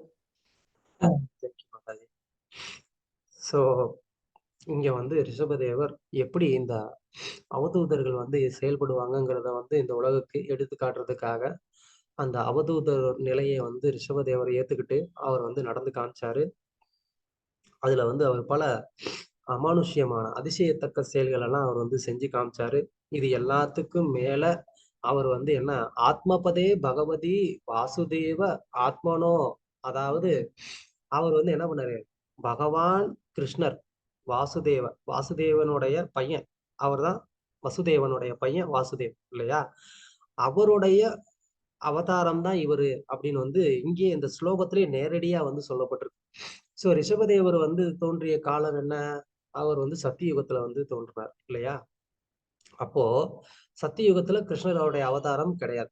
பொதுவா வந்து நம்ம கிட்ட மக்கள் வந்து என்ன கேட்பாங்க, நம்ம ஹரே கிருஷ்ணா மகாமந்திரம் சொல்ல சொன்னா உடனே ராமர் தானே முதல்ல வந்தாரு, நீங்க என்ன கிருஷ்ணரை முதல்ல சொல்ல சொல்றீங்க, முதல்ல ராமா தானே சொல்லணும் அப்படின்னு கேட்பாங்க இல்லையா. அப்போ அவங்களுக்குலாம் வந்து என்ன என்ன அப்படின்னு கேட்டா சதுர்யுகம், அதுல வந்து இது பலமுறை நடந்துகிட்டு இருக்குங்கிறது அவங்களுக்கு வந்து புரியாது, அவங்களுக்கு தெரியாது இல்லையா. சோ இந்த சதுர்யுகத்தை மட்டுமே கணக்கு எடுத்துக்கிட்டோம் அப்படின்னு சொன்னா அப்போ இது வந்து ஆஹ் ஏத்துக்க கஷ்டமா இருக்கும். சோ அது மாதிரி பல சதுர்யுகங்கள் நடந்துகிட்டு இருக்கு. இதுக்கு முன்னாடி கிருஷ்ணர் பல சதுர்யுகங்களா வந்துகிட்டு இருக்கிறாரு. அதுக்கும் மேல அவர்தான் சாட்சாத் முழுமுதற் கடவுளாவும் இருக்கிறாரு அப்படிங்கிறதையும் வந்து இங்க இந்த ஸ்லோகம் நேரடியா வந்து சொல்லுது. ரிஷபதேவர் அவருடைய ஒரு அவதாரம் தான் அப்படிங்கிறதே வந்து சொல்லப்பட்டிருக்கு. சோ அதனால கிருஷ்ணருடைய பக்தி தொண்டு அப்படிங்கிறது வந்து நம்ம இப்பதான் பண்றோம் அப்படின்றது கிடையாது. எல்லா யுகத்திலயுமே வந்து இருக்குது. அந்தந்த யுகத்துடைய தன்மைக்கு ஏத்த மாதிரி அது வேணா கொஞ்சம் மாறுபட்டு இருக்கலாமே தவிர்த்து, பட் எல்லா யுகங்கள்லயுமே வந்து கிருஷ்ணருக்கான பக்தி தொண்டு வந்து இருக்குது அப்படிங்கிறதையும் நம்ம இந்த ஸ்லோகத்துல இருந்து வந்து நம்ம புரிஞ்சுக்கலாம். அதுக்கப்புறமா வந்துட்டு ரிஷபதேவருடைய அந்த உண்மையான பக்தி தொண்டுனால அவர்கிட்ட எல்லா விதமான யோக சக்திகளும் தானாவே வந்தது அப்படின்னு வந்து சொல்றாங்க. சோ அவர் அதுக்கான எந்த ஒரு முயற்சியுமே பண்ணல. ஆஹ் அதாவது அவரை இங்க வந்து ஒரு ஒரு மகானா பார்த்தோம் அப்படின்னு சொன்னா ஓகே, பட் அவர்கிட்ட ஏற்கனவே எல்லா விதமான யோக ஐஸ்வர்யங்களும் இருக்கு. ஏன்னா அவர் பகவானுடைய அவதாரம். சோ புரோபதர் அதனாலதான் பொருளுரையில வந்து என்ன சொல்றாரு, கிருஷ்ண பக்த நிஷ்காம அதையேவ சாந்த புத்தி முக்தி சித்தி காமி கை சகலி அசாந்த. அதாவது கிருஷ்ண பக்தர்களுக்கு வந்து எந்த விதமான ஒரு விருப்பமும் இல்லாதவர்களா வந்து இருப்பாங்க. நிஷ்காம, அவங்களுக்கு எந்த ஒரு ஆசையுமே கிடையாது. அவங்கக்கிட்ட வந்து இந்த மாதிரி எல்லா சித்திகளும் சக்திகளும் வந்து என்ன ஆகுது, அது தானாவே வந்து அவங்களுடைய வீட்டு வாசல்ல வந்து வெயிட் பண்ணுது, தயவு செய்து எங்களுக்கு ஒரு சர்வீஸ் கொடுங்களேன் அப்படின்னு சொல்லி. அப்போ அந்த கிருஷ்ண பக்தர் வந்து ஓகே ஓகே பார்த்து சொல்றேன் நான், வெயிட் பண்ணுங்க அப்படின்னு சொல்லி என்ன பண்றாரு, அவர் வந்து அந்த சித்திகள் எல்லாம் வந்துட்டு கொஞ்சம் வெயிட் பண்ணுங்க, நான் உங்களுக்கு சான்ஸ் கொடுக்குறேன் அப்படின்னு வந்து சொல்றாரு. அந்த அளவுக்கு வந்து கிருஷ்ண பக்தர்கள் மிகவும் வந்து சக்தி வாய்ந்தவர்கள். சோ இதெல்லாம் வந்து நிறைய ஒரு உதாரணம் சொல்லணும் அப்படின்னு சொன்னா யாரு, ஷியாமானந்த பண்டிட், அவருடைய வாழ்க்கை சரித்திரத்துல ஒரு உதாரணம் இருக்கும். அவருடைய ஆசிரமத்துக்கு பக்கத்துல இன்னொரு யோகி இருப்பார். அவர் என்ன பண்ணுவாரு, அப்பப்போ அப்படியே ஊருக்குள்ள வந்துட்டு அப்படியே பறந்து வந்துட்டு போயிட்டு இருப்பாரு. இவங்க கஷ்டப்பட்டு எல்லா ஆளுங்களும் வந்து பிரச்சாரம் பண்ணி பக்தர்களை மாத்தி தீட்சை வாங்க வைக்கலாம்னு நினைச்சிட்டு இருப்பாங்க. அந்நேரம் வந்து அவரு ஊருக்குள்ள அப்படி வந்து பறந்து வருவாரா, உடனே மக்கள் எல்லாம் வந்துட்டு என்னங்க எங்களுக்கு இந்த குரு வேணாங்க, அந்த காத்துல பறக்கிற குரு தாங்க எங்களுக்கு வேணும் அப்படின்னு சொல்லிட்டு என்ன பண்ணுவாங்க, அவர்கிட்ட போயிருவாங்க. இப்படியே வந்து 2-3 அட்டம் ஆன உடனே சிஷியர்களுக்கு எல்லாம் வந்து டென்ஷன் ஆயிரும். குருதேவா பதிலுக்கு நீங்க ஏதாவது பண்ணுங்க, அப்பனாத்தான் நமக்கு வந்துட்டு ஆளுங்க வருவாங்க, இல்ல அப்படின்னு சொன்னா நமக்கு ஆளுங்க வரமாட்டாங்க, ஏதாவது வந்துட்டு நீங்களும் வந்து ஒரு வித்தையை காமிங்க அப்படின்னு சொல்லுவாங்க. அதுக்கு அவர் வந்து எப்ப நம்ம வேலையில வித்தை காமிக்கிறது கிடையாது, பகவான் தான் கிருஷ்ணர் தான் பகவான்னு சொல்லுவோம், வந்தா வரட்டும் வராட்டும் நம்ம என்ன பண்றது அப்படின்னு சொல்லுவார். இல்ல இல்ல நீங்க ஏதாவது பண்ணணும் அப்படின்னு சொல்லுவாங்க. அவர் அதை கேட்கல. அப்புறமா ரொம்ப வந்து ஃபோர்ஸ் பண்ணிட்டு இருப்பாங்க. அப்போ என்னது நம்ம எதுவும் வந்து பண்ணலைன்னா இவங்களும் போயிருவாங்களோ அப்படின்னு சொல்லிட்டு அவர் என்ன பண்ணாரு, அந்நேரம் அவர் வந்து பல் தேய்ச்சிட்டு இருந்தார் வேப்பங்குச்சியை வச்சு. அந்த வேப்பங்குச்சியை கீழே போட்டார். கீழே போட்டுட்டு அது மேல ஏறி நின்று ஹரே கிருஷ்ண கிருஷ்ண கிருஷ்ண ஹரே ஹரே ஹரே ராம ராம ராம ஹரே ஹரே அப்படின்னு சான் பண்ண உடனே ஆட்டோமேட்டிக் அது டேக் ஆஃப் ஆயிடுச்சு. அப்படியே அவர் அந்த வேப்பங்குச்சி மேலேயே நின்று ஹரே கிருஷ்ணா மகாமந்திரத்தை சான் பண்ணி அவருடைய ஆசிரமத்தை ஒரு 3 டைம்ஸ் வந்து ரவுண்ட் வந்தார். அப்புறமா வந்து கீழே இறங்கினார். இறங்கிட்டு சொன்னார், இந்த பார், பக்தருடைய வேலை இந்த மாதிரி வித்தை காமிக்கிறது கிடையாது, நம்ம வேலை வந்து கிருஷ்ணரை பத்தி எடுத்து சொல்றதுதான் அப்படின்னு சொல்லிட்டு போயிட்டார். சோ அதனால அதுக்கப்புறமா பக்தர்களுக்கு புரிஞ்சது, ஆஹா நம்ம குருதேவர்கிட்ட இவ்வளவு பெரிய சக்தி எல்லாம் இருக்கா, இவ்வளவு நாளா நமக்கு தெரியாம போச்சே அப்படின்னு சொல்லி. ஏன் சொல்ல வந்தேன் அப்படின்னு சொன்னா, உயர்ந்த பக்தர்களுக்கு, உன்னதமான பக்தர்களுக்கு இந்த மாதிரியான ஒரு சித்திகள்லாம் ரொம்ப சாதாரணம். அதெல்லாம் வந்து வீட்டு வாசல்ல வந்து உட்கார்ந்துருப்பாங்க கையை கட்டிட்டு, எப்ப நமக்கு ஏதாவது ஒரு சர்வீஸ் கிடைக்குமா அப்படின்னு சொல்லிட்டு. அவங்களுக்கு அது அவசியமே இல்லை. சேவை கொடுக்கலாம், கொடுக்காமலும் போகலாம். சூழ்நிலையை பொறுத்து இருக்கு. ஸோ அதுதான் வந்து தூய பக்தருடைய நிலைமை. அவங்க வந்து என்ன பண்றது இல்ல, அதுலலாம் ஆர்வம் காட்டுறது இல்ல. நமக்கு பொதுவா ஈவன் நீங்க வந்து ஒரு அத்வைத சன்னியாசியை கூட நீங்க பாத்தீங்கன்னா நல்லா பயங்கர தேஜஸா இருப்பாரு. ஆனா நம்ம ஆளுங்க டெய்லி காலையில வந்து 4 மணிக்கெல்லாம் எந்திரிச்சு குளிச்சு மங்களாத்தி அட்டன் பண்ணி சாண்டிங் பண்ணி எல்லா ரூல்ஸும் ஃபாலோ பண்ணா கூட பார்த்தா 0 வாட்ஸ் பல்ப் மாதிரியே இருப்பாங்க. இல்ல இன்னும் சில பேர் பார்த்தா என்னைய மாதிரி அமாவாசை மாதிரியே கூட இருக்கலாம். ஒண்ணுமே வந்து பார்த்தா கூட கண்டுபிடிக்க முடியாத மாதிரி இருக்கலாம். பிரைட்னஸ் எங்கப்பா இருக்குன்னு தேட வேண்டியதா இருக்கு. அப்ப நம்மளா வந்து சாதனா பண்றோமா இல்லையா அப்படின்னு வந்து நம்ம வந்து ஆஹ் சந்தேகம் வந்துரும். அவங்கெல்லாம் வந்து தப்பான கொள்கையை கடைப்பிடிக்கிறாங்க. ஆனா அவங்க கூட வந்து பிரைட்டா இருக்கிறாங்க. ஆனா நம்ம சரியான ஒரு பிலாசபி தான் கடைப்பிடிக்கிறோம். ஆனால் நம்ம கிட்ட வந்து ஒரு பிரைட்னஸும் கிடையாது. எனியோ அது வந்து நமக்கு அவசியம் இல்ல. நம்ம அதுல வந்து கவனம் செலுத்த வேண்டியது இல்ல. நம்ம அதை பார்த்து அட்ராக்ட் ஆக வேண்டிய அவசியம் இல்ல. அது கூட வந்து என்ன, ஒரு பௌதிகமான ஒரு கவர்ச்சி தான். ஆனா கிருஷ்ணருக்கு பக்தி பண்றான் அப்படிங்கிறது தான் உண்மையான தகுதியும் அந்த உண்மையான கவர்ச்சியும் அதுலதான் இருக்கே தவிர இந்த மாதிரியான ஒரு வெளிப்புற கவர்ச்சியில வந்து இல்ல. ஓகே.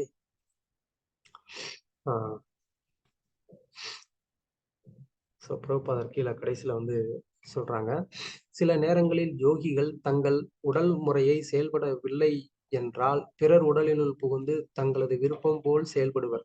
உடல் முதுமை அடையும் பொழுது ஒரு தேர்ந்த ஞானியின் இளமை மற்றும் திறனுடைய உடல் ஒன்றினை தேர்ந்தெடுத்து கொள்ள முடியும். பகவான் வாசுதேவரின் இயல்புடைய அவதாரமாகையினால் பகவான் ரிஷபதேவர் சக்திகள் அனைத்தையும் உடையவராக விளங்கினார்.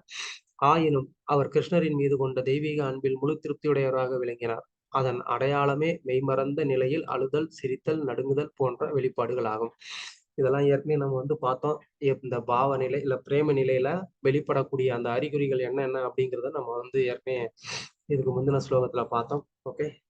இவ்வாறு ஸ்ரீமத் பாகவதம் 5ஆம் காண்டம் 5வது அத்தியாயமான பகவான் ரிஷபதேவர் தனது மைந்தர்களுக்கு அருளிய உபதேசங்கள் என்னும் பகுதிக்கு பக்தி வேதாந்தரின் பொருளுரை இத்துடன் நிறைவடைகிறது.